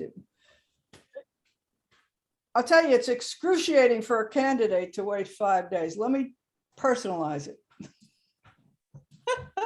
Never mind. Good night. it could be worse. Really, read those bylaws because I might have interpreted it wrong. So I'd rather that someone listening out there. Ginny, give Al Gore a call. He'll make you feel better. What? I said, give Al Gore a call. He'll make you feel better. Oh, God, yes, Supreme Court, yes, oh, boy. That's Bill's questions. Okay, Lynn has a question, and while Lynn's asking, what's the section of the bylaws again? 107A. 107A, okay. Yeah, I would just say that I, for one, wouldn't want to have preliminary results go out and then have to revise them and say, whoops, we were wrong, so-and-so didn't win. I think let's wait until we know for sure. We had to wait to find out the presidential election results. Right. We don't need these things as a model, however. Yeah, I don't think I'd use that, right? Okay. never Yeah, mind, so guys. here it is. So here it is. So the bylaws say that any, where is it? Oh gosh, I can't keep my place. It's okay. I just. Well, I'm going to summarize. Any member who can't vote in person can vote by sending a letter to the to the association, and we've defined letter as the mail-in ballot. That's what counts as the letter. If such a letter is received by the manager on or before the day of the meeting or within 5 days thereafter, the ballot embodied in the letter shall have the same force and effect as if the party sending the same had voted in person. So that's where we have to wait for the 5 days after the. No, I after understand. the, I understand, just raising it compared to other villages. Thank you. Yeah. Withdrawn. Okay, and by the way, it says within 5 days of the day of the meeting, which is election day. So it actually wouldn't matter if we made the ballot deadline, the postmark deadline earlier on mail-in, because the bylaws say within 5 days after the meeting, not 5 days after the postmark date. Okay. Okay. All right, so that goes through your questions, Bill. I will find out, I will get a sample, tell him exactly how we want that spreadsheet to look. And we will change the voting that only one form of voting is acceptable. Any multiple or duplicate, any multiple forms of voting will be discounted, not counted. And that'll go everywhere. Any other comments from anyone? Yeah, I'd just like to say thanks for going through my suggestions. I greatly appreciate it and appreciate all the input and the different points of view and perspectives. I think that's great. And that's what makes America a great country. We can do it with respect and get an excellent finished product. Thank you all. Thank you. And also the ballot that we give them online will be tailored to Oakland Mills. And one thing I want to have in there, because they're going to be putting their name, I want them to say that I attest that I am a property owner check tenant, so that that person there is saying I am legally allowed to vote, because we're not seeing their ID or anything. And that's what's on the mail-in ballot as well. So, and on the envelope, but that'll go on the ballot, a place for them to check off. And if neither is checked, then I don't think that ballot can count either. Would you all agree? Because we would not know who it was from. Yeah, I mean, if Any there are required items on the ballot, Yeah. not completing a required item would invalidate a ballot. Yeah, well, it's not on the ballot in our mailing, it's on the envelope, but we look at the envelope before and we can verify an envelope, but at this electronic company is going by the list we give them, but they're not seeing that person who's voting. So that person has to check off what they are. So that you can then, so that you can check that they're really what they say? No, I'm not checking. They're attesting to the fact that I'm Jonathan Edelson, property owner, or Jonathan Edelson, tenant with lease. As part of their voting, that gets checked off. Okay. That makes sense? Yeah. Okay, So I have a question with that, Sandy. yeah. Couldn't the voting company control that? You couldn't submit your vote unless you had that checked? Right, that's what I'm gonna say, that they Right. should, oh, right, As right, opposed to right, just right. invalidating it. You Yeah, actually, without a check mark, it's gonna go back to you, like, or it's Right. red, you did not fill it in completely. Right, just like all the credit card things you do, or you Right. forget the CVC or something, right? Yeah, It gets bounced back. It gets rejected. Great so you idea. have, not Right. rejected, you have the chance to go back and check it Right, off. right. Yeah, Right. Yeah, redo. thanks, Warren. Good point. All Okay. right.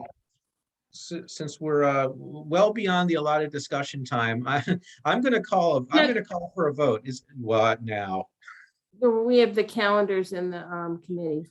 Don't we need to vote on the guidelines and then? Yeah, get we to the can do other- that first. Okay, so I'm gonna call a vote. So is there a motion to approve the guidelines as amended and pending minor grammatical edits that'll be made by Amy? Okay, I see a hand from Lynn. There's a motion. Bill, are you giving me a second? Okay, any further discussion? All right, all in favor? 1, 2, 3, 4, 5. It's everyone. Okay, 700, Amy. Okay, now we can go to the calendar and which one do you want me to bring up next? Whatever.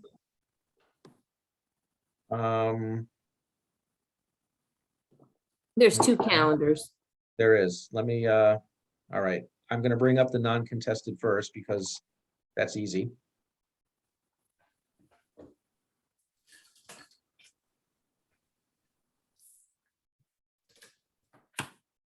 We've all had a chance to look over it.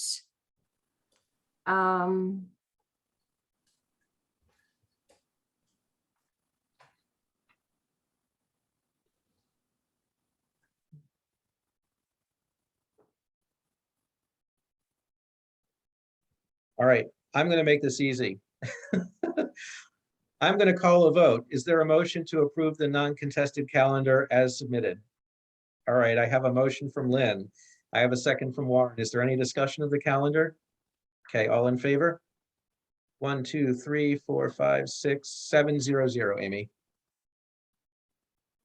All right, next I'm gonna bring up the contested calendar, or not the contested calendar, but the calendar for contested elections.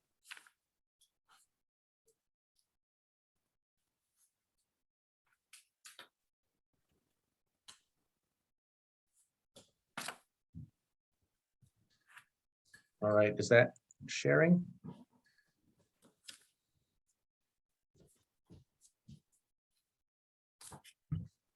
So much of the beginning is obviously the same because at this point, we don't know whether we have a contested election, and then things change after we get all the candidate applications in. I have a question. Yes. Is there a reason that the property inspections don't start till April 1st? Why not after applications or candidate applications are in?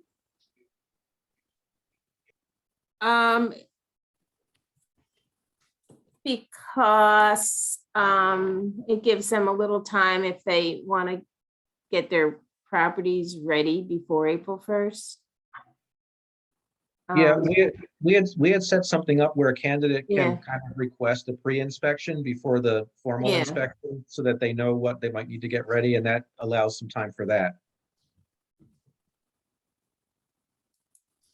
And that's an option that's in a letter in the packet, you know, if you'd like to Or and also for candidate night, it's mainly, a lot of times it's for people who've never been on the board. They'll say, can you come out and look at my property? And then they know what they have to do.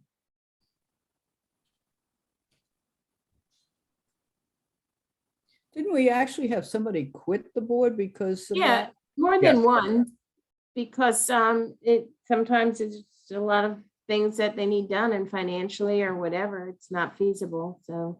Yeah. But it's not like you come out and inspect once and then we fail and now you can't be a candidate. No, anymore. there's a I mean, whole process, and it's sent out. It's like you get your inspection, and then there's like, by July 1st, we expect it all to be done, but then there's 30-day intervals and check bags, and then we get in, I get in touch with the architecture chair and the board chair if there's other extenuating circumstances. It's a whole covenant compliance process that the board voted on a few years ago, and it's in the packet. I don't know it by heart, but we give you time, but we need to start it early because we would like every property to be in compliance by July 1st. well, I guess that's what I was wondering, if starting 2 weeks earlier would give you more time to make it happen. There's no, instead of just waiting until April. Well, I think you can request it earlier, right? I mean, April is the date where they're going to come out, but you can request it earlier. Yeah, as I a can put candidate, that in right? if they want someone to go out Yeah. early. But that's when we go out kind of informally, but I mean, I also, if we go out early and it's a formal thing, we're not going back a whole lot of time. So, by April 1st, people kind of take those few weeks to know it's going to happen once they've decided to run. I'll send you all the process again. But it was voted on. I don't want to make changes to it. Any other questions? All right, is there a motion to approve the contested election calendar as submitted? Lynn motions, is there a second? Bill seconds. Any further discussion? All in favor? 1, 2, 3, 4, 5, 6. Who did I miss? 1, 2, 3, 4, 5. Where's Warren? Warren's gone. Yeah. Okay, 600. All right, and the last thing I need to bring up is the the EMC encounters.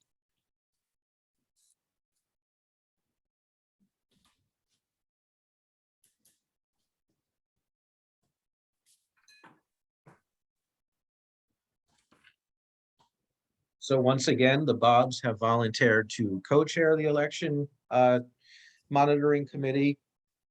And the rest of the committee is as follows. Bill, question? Clarification that we might need to change the words, the election committee, and delete ballot counters because they're not going to be counting all the ballots, or add the name of the vendor to the list of ballot counters, but not on the election committee. Well, if there's a challenge, would they become ballot counters if they have to review the spreadsheet? Well, the fact that the vendor is going to supply us with the results of the electronic ballots and give that to the election committee, and the election committee is going to take that and then add that to the paper count.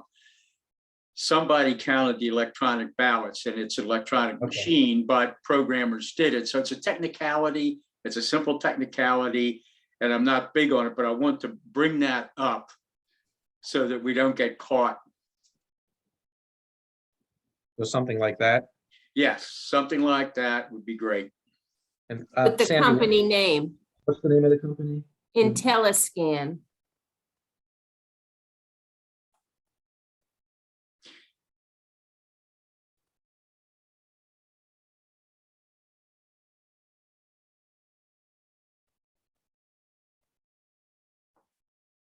Okay, how's that? Works for me. All right. Is there a motion to approve as revised? Okay, I see a motion. Oh my gosh, a motion from Lynn. Rebecca, was that a second going up? I'll take Rebecca as the second. Any further discussion? All in favor? Who was the 1, first? 2, 3, 4, 5, 6, 0, 0. Lynn was the motion, Rebecca was the second, and it was 6, 0, 0. Who was, Amy, did you hear? Lynn made the motion, Rebecca made the second? Okay.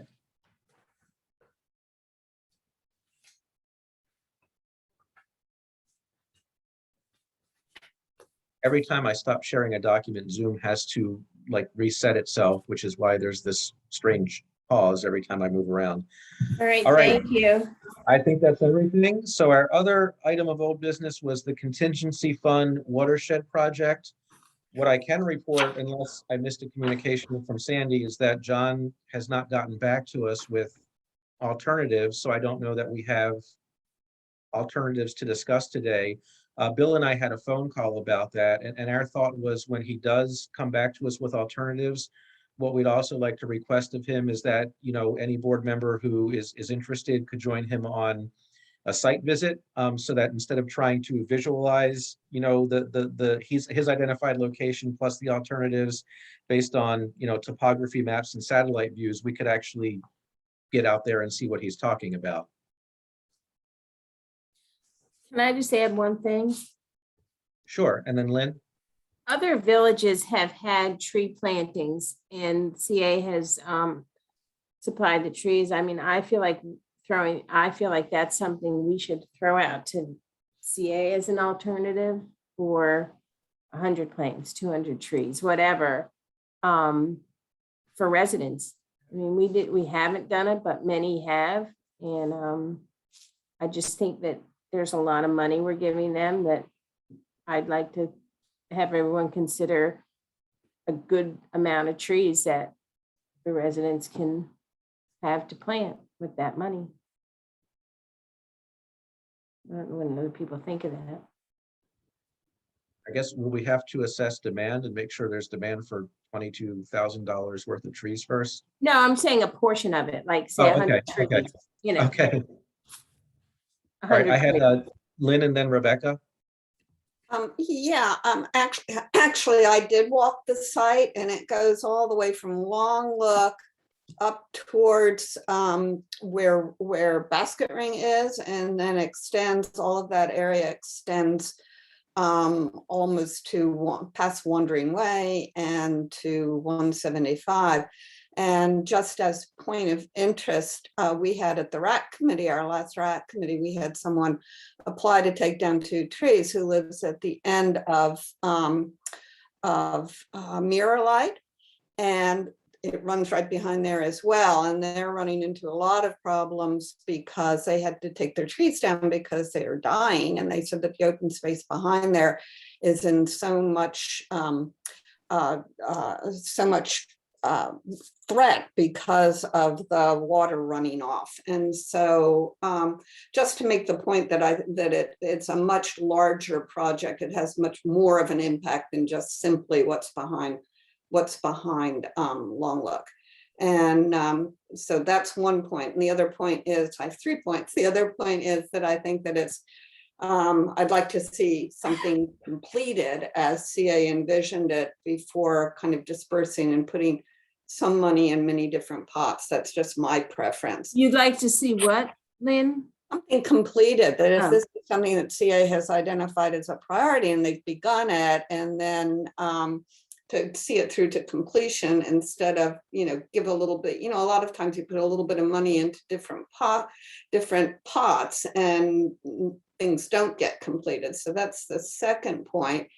And then the third point is that to get kind of another viewpoint on this, don't we have a watershed liaison from Oakland Mills communities? Marietta. And so could we ask for some input from him as to what he knows and has learned about the different watershed priorities and what might be involved? So I'd like to see him involved rather than us all trying to educate ourselves about all of the different possibilities. We have someone who's taken that on as a responsibility. Yeah, I think that's a great idea. On that specific project or other ideas? Both, both. Okay. Yeah, He was at our last meeting. yeah, I saw that. Yeah. So he Yeah, was. well, sitting there, and, but I you know, hadn't heard from him. if John is going to come back with other options, we would want Bob to weigh in on all of that. Yeah, Okay. exactly. And Rebecca?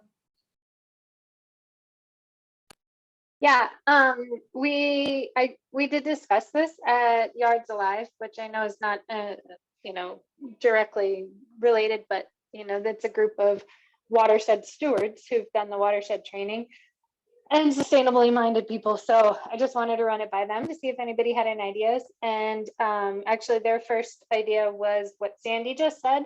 There's a lot of spaces around CA open space, and I know it's very contentious, but there's some spaces that need more trees. And so they really thought that giving trees to residents and using a small portion of it, I mean, it wouldn't take that much, but having a bunch of trees to give away, like Sandy just said, would be a really great use. And then specifically, we're putting together a map of some areas that we wish CA would plant some trees that have some water issues that planting trees there would help. So we're putting that map together, whether it's related to this or not. But those were some ideas we came up with of alternatives. We love John. We do like John's project as is. Just it's a big pot of money that we'd like to splurge on ourselves in a special way. You know, I want to add something about trees. I mean, I think adding trees, you know, strategically is very good. One of my concerns with CA right now is they're not even keeping up with replacing what they take down.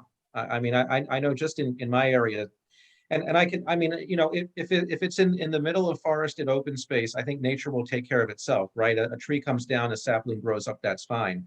But they've been taking down a lot of trees along paths because of lightning strikes or just dying off and everything. And all you see are stumps left behind, which actually we wouldn't let our residents do. We would make our residents grind a stump, but you know, CA is taking trees down all over the place along paths and near playgrounds, and they're not doing one-to-one replacement. And I haven't really seen any plan to. I mean, I know of a few that were taken down many years ago, and the stumps are just rotting into the ground, but there doesn't seem to be a replacement program. So, you know, when I'm not saying that this is what it should be used for, but when we're talking about the potential for CA to provide trees to Oakland Mills, I think we need some baby steps. I'd like to see them start by keeping up with what they're taking down and then go past that, because right now they're running a deficit. Yeah, and even strategically, I mean, if you're worried about the watershed, as Rebecca said, the watershed and trees are kind of go hand in hand. I mean, if you denude the landscape, you're going to run into a lot of problems with the health of the watershed. Jenny? Yeah. I think you also need to talk about the county. How many the county is the same problem, taking them down, not replacing them, right? Oh, yeah. Yeah. So, the other thing is, you used a very good word there, strategic. That's what I was thinking about in terms of, if you just give people, hey, here's some trees, go plant them. But the key is, where are we having the problems, and what, you know, a plan for an area.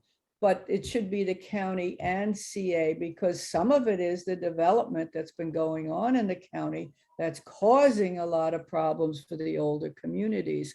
So we need the county also, if the county person is still on here, to continue to work with CA about how we jointly do these things. Because if we solve one problem on CA property and you still got the flooding because of development upstream, it'll either wipe it out or it won't do much good. And also the long look lane thing, I believe that's only 2/3 of the cost, I believe, or it certainly is not 100% of the cost of that project. So there are a lot of just variables here. Oh, yeah, and point taken. Jenny, my point was when CA, you know, needs to take down a tree that otherwise may have been viable. So it's not because of, you know, it's downstream and its roots drowned or something, like lightning strikes, things like that. Yeah, they're replacing it. And I think that should be done regardless of what the county is doing. So I wouldn't want to see CA saying, well, we're not replacing trees because the county's not, you No, know, no. there are certain things that CA could just do. No, But I think- agree with you, it's all one ecosystem, so the county has to play its role as well. Right, and we need to get more of that going on so that there's good planning, good environmental planning. That's what my hope anyway, yeah. Thank you. All right, so I don't know that there's necessarily action for the board right now until John gets back to us, because he does owe us a get back. But, you know, obviously we'll record the other thoughts and then see what John's coming back with so that we can consider all of our alternatives. And, you know, Lynn, excellent. Yes, obviously we should involve Marietta in any of these discussions we're having with John, and get him to weigh in. You know, actually, Jonathan, if it's okay with you, I'll give Bob a call and maybe we can have him part of what you were talking about. And I like the idea of a field trip with John McCoy and Bob and any people on the board that want to go to the Long Look project. And I think what Lynn may have been talking about, or I know the Mirrorlight one has no trees at all. It's all shade is the issue, another issue there, but they're absolutely, I've been down there, no trees surrounding that tot lot, I think is what you're referring to. Plenty of trees on the properties around it, including the ones that are falling down on Athena's property that you heard the other night, yeah. Yeah, but I think there were trees there, and just over the past so long, they've just all died. They get waterlogged. And so people aren't even able to keep trees in their backyards. Okay. So it's a big problem. And that's actually why I'd love for CA to plant more trees, because it worries me if residents are in charge of keeping their trees and then they can't. I mean, they're not going to plant another tree right next to their house. They have limited space to replace the trees with. So Yeah, that's just what our residents said. We said, you know, we'd like everybody to have 2 trees in the backyard. And she said, I've planted tree after tree after tree and they all die.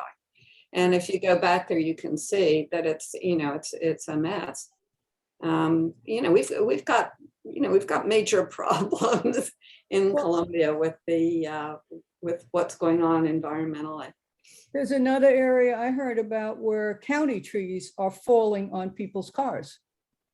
I heard 3 of those over the last year and a half, and actually in one case destroyed the car, in another case did a lot of damage, and another case, luckily nobody was in the cars when it occurred. But Yeah, that's another problem when the runoff is when there's so much runoff, and in addition to trees not being replanted, we also have people really majorly expanding the amount of concrete in their front yards, which it's just driving me nuts. And you have the runoff from the roofs, you have the runoff from the concrete, and the trees. I mean, this is happening all over the place. It's happening in our area at the beach as well, that the roots become waterlogged, and then a good strong wind just takes the tree over. Yeah. So you know, it's a problem, and it requires, just as you said, Jenny, it requires a coordinated effort by county, even state. I mean, you know, it's all of us. We all need to work together on this.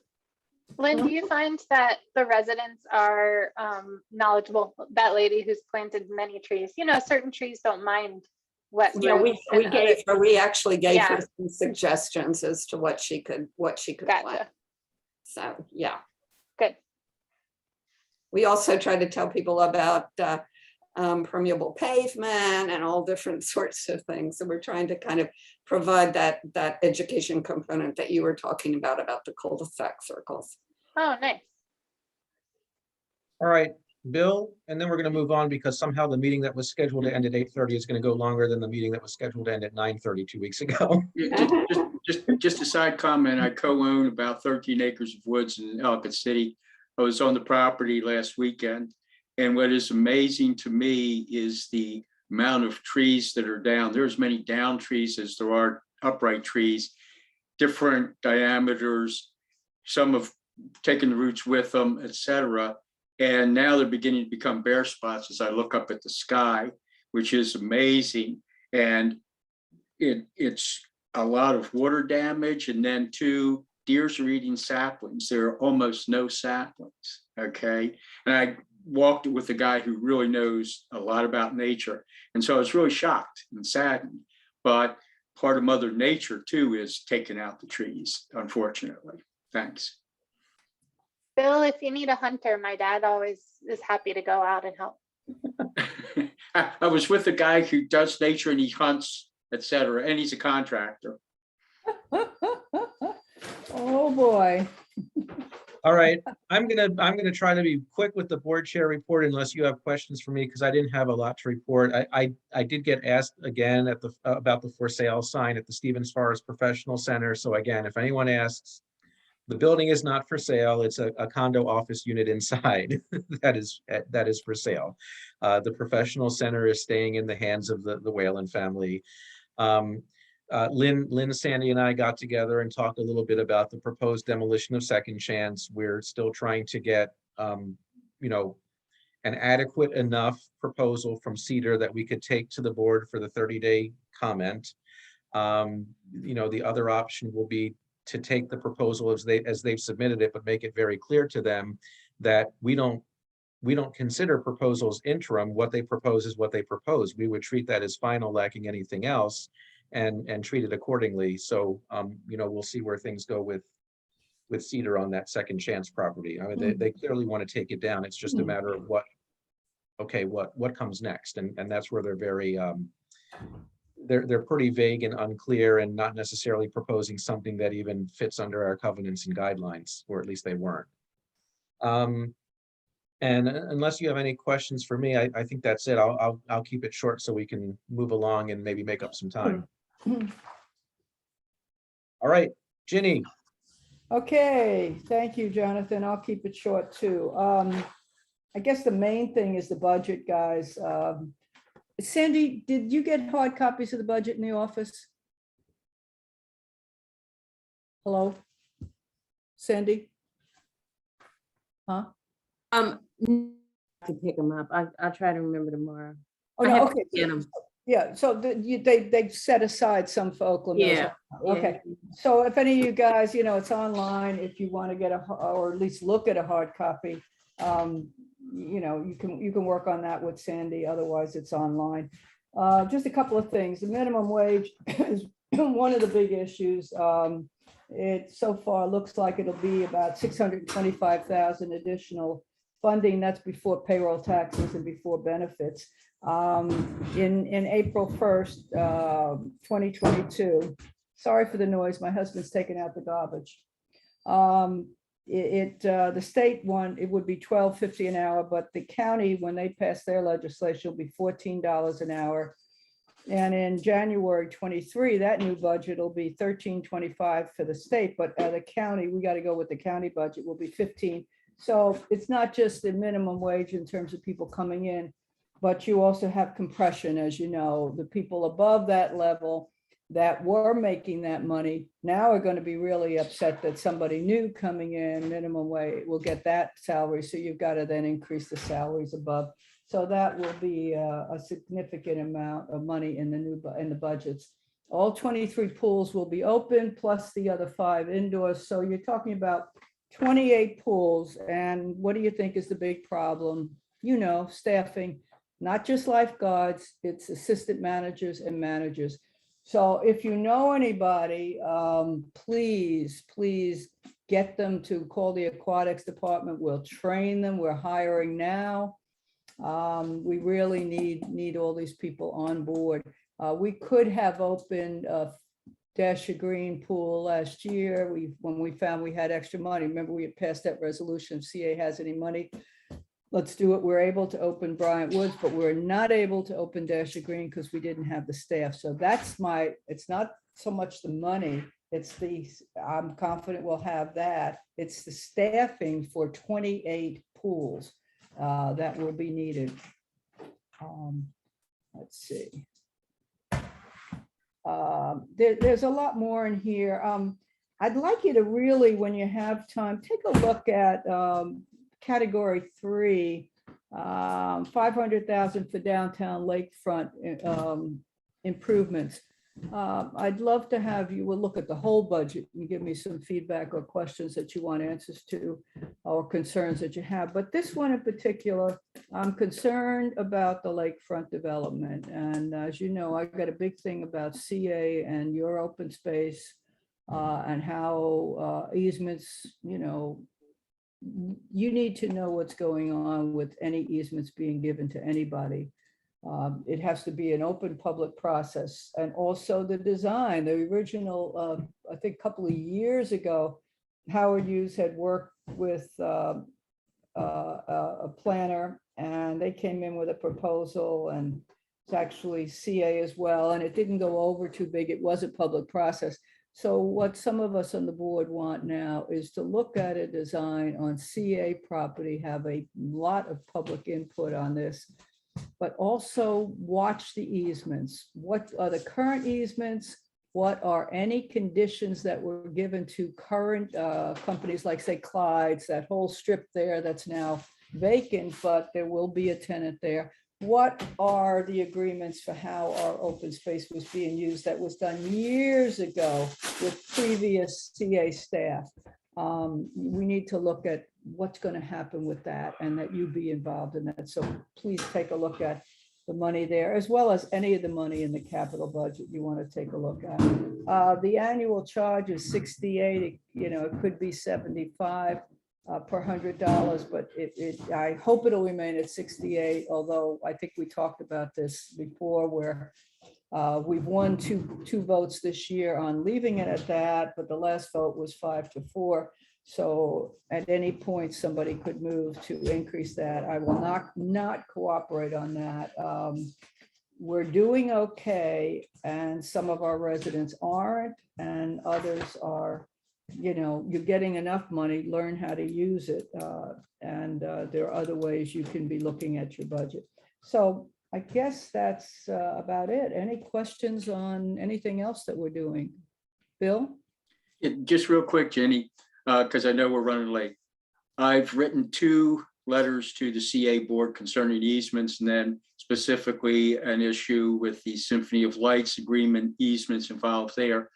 Right. When the CA board voted to ultimately make that agreement public, I've received from CA a couple letters about that. I'm thoroughly confused about the people involved, issues, all of that. 60 days, 40. I think the CA board needs to get very clear on what that's all about and needs to publicly issue a letter of when the agreement's coming out, what the conditions are, et cetera.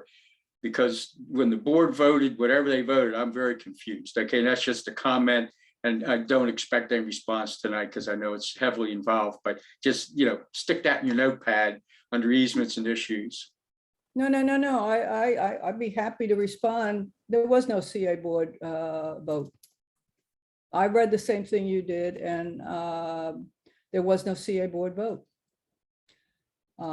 So, you know, I know what you're reading. I know what was put on the CA blog, that the CA board said that these documents, well, in addition, I'd have to read the exact language, but in addition to other boards that they got together and they decided that, okay, you keep asking for this information to be made public, meaning the settlement agreement and the license agreement. And we kept telling you it was confidential, not we, staff kept telling you it was confidentiality. Our lawyer kept telling you that. And now the boards, other boards, and, you know, the implication is, well, CA board, it was pretty clear, have agreed to waive that. Then the caveat was that when the agencies that are in arbitration, which is basically IMA is not really an agency, it's a contractor for the Meriwether Post Pavilion, which is run by the DAC. They have a long contract to provide performers for Meriwether Post. I think it's a 30-year, but I wouldn't swear to that.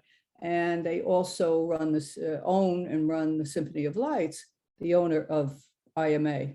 Don't ask me what IMA is at this late at night, okay? But it's a contractor. And the implication was that we all got together and agreed. But IMA and the Inner Arbor Trust are in arbitration. They've been in arbitration for either a year or 2 years, and it was just delayed 60 days.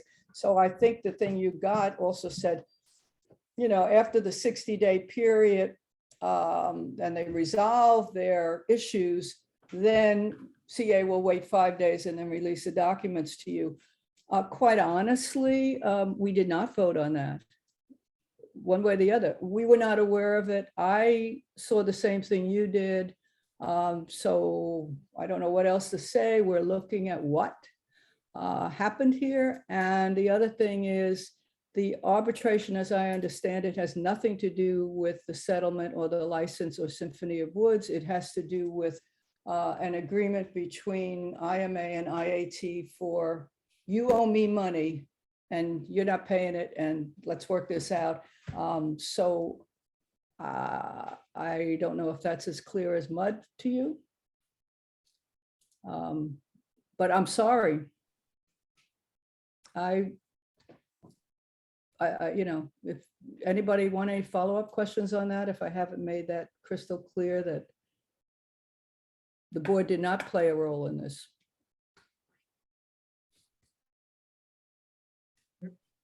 Thanks, Ginny. Anything else? All right, on to you, Sandy. I really don't have anything.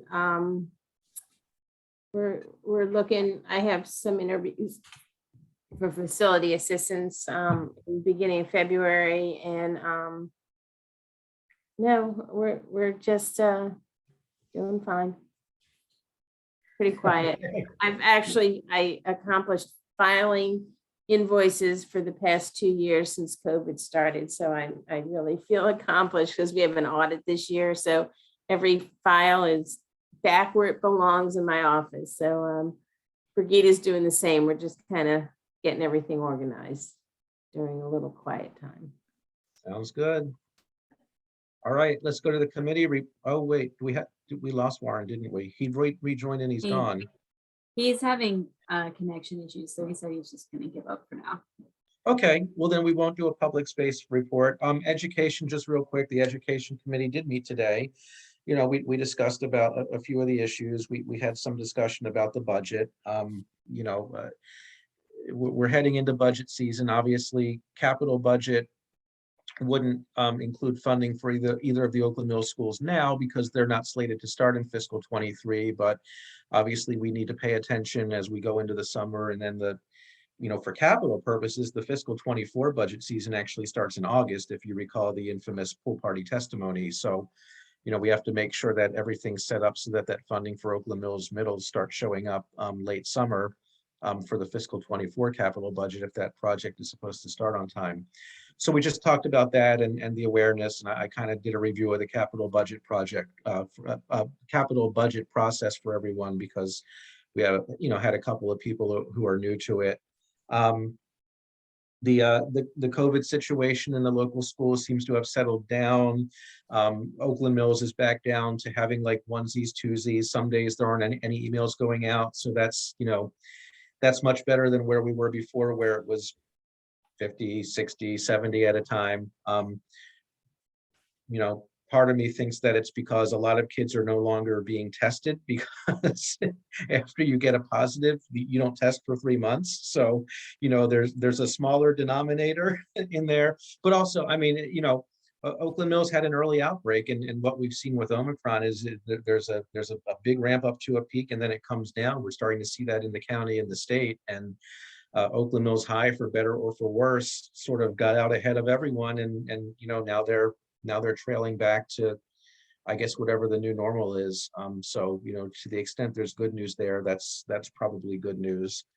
And then the last thing, I would encourage everyone on the board, if you haven't had a chance, and I'm sorry, this is one of those things that sort of hit during the holidays, and then the state Senate actually held a hearing like the week after everyone came back from the holidays, and it just totally missed my radar. But Senate Bill 40 is something I would encourage members of the board to look at, and I'm going to take a closer look.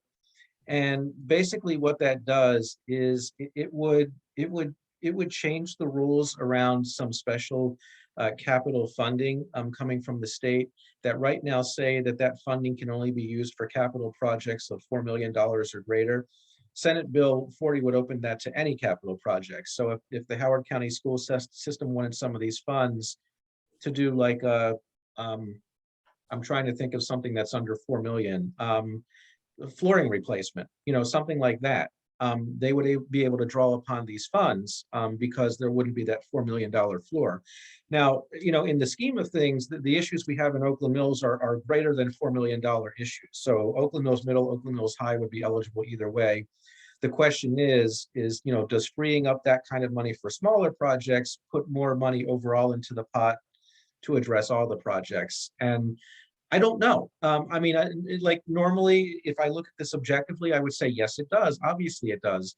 But we know that Oakland Mills Middle and Oakland Mills High have basically been nickel and dime to death by the school system for many years. So it's not like when the school system gets extra money, they go, oh, now we can put a little bit into Oakland Mills Middle and Oakland Mills High. They put it elsewhere. So I honestly don't know what the net effect here would be, other than obviously we have other schools that have been, you know, taken care of more recently, right? Stevens Forest was renovated 10 years ago. Thunder Hill was renovated shortly, about eight years ago, something like that. So, you know, those are the kind of buildings that are going to come up with these lower value needs, and maybe it would be beneficial to those down the line. So I would just encourage everyone to take a look, give me your thoughts. I asked the committee to take a look, give me their thoughts, and, you know, see what we think of this thing, and we'll discuss it further the next time we meet. And that's everything. Lynn, anything from architecture? No, nothing more than what I've said already tonight. All right, let's go to the bulletin board then. Rebecca, do you have anything? May have stepped away. Okay, Ginny, do you have anything? Yeah, there's the climate vulnerability presentation tomorrow night. Yes. That I'm excited about. We spent a lot of time on the committee that I'm the liaison to work on that and get the study done. So that could be interesting. You know, you can just link up and listen to it. Thank you. Okay, Rena? No. Okay, Jennifer? I think I already sent you guys that State of the Ports thing that my company is doing tomorrow. If you want to join, you can. But it does give like a very in-depth overview of what's going on with the ports and like the supply chain and all that stuff. So if you want to join, you can. I have to join because I have to be there, but it can be very boring sometimes. But if you're into that, go for it. That's otherwise it. When did you send it, Jennifer? When did you send it? I sent it last week, but I can resend it to you, Jenny. Thank you. Thank you. Yeah. Thank you. Lynn? No, nothing for me. All right, Bill? Nope. All right, I've got nothing. Amy? Nope. All right, Sandy? Mm-mm. All right, well then, thank you very much. We are adjourned. Good night, everybody. Thank you. Thank you. Good night. Bye. Good night. Good night. Take care. Bye.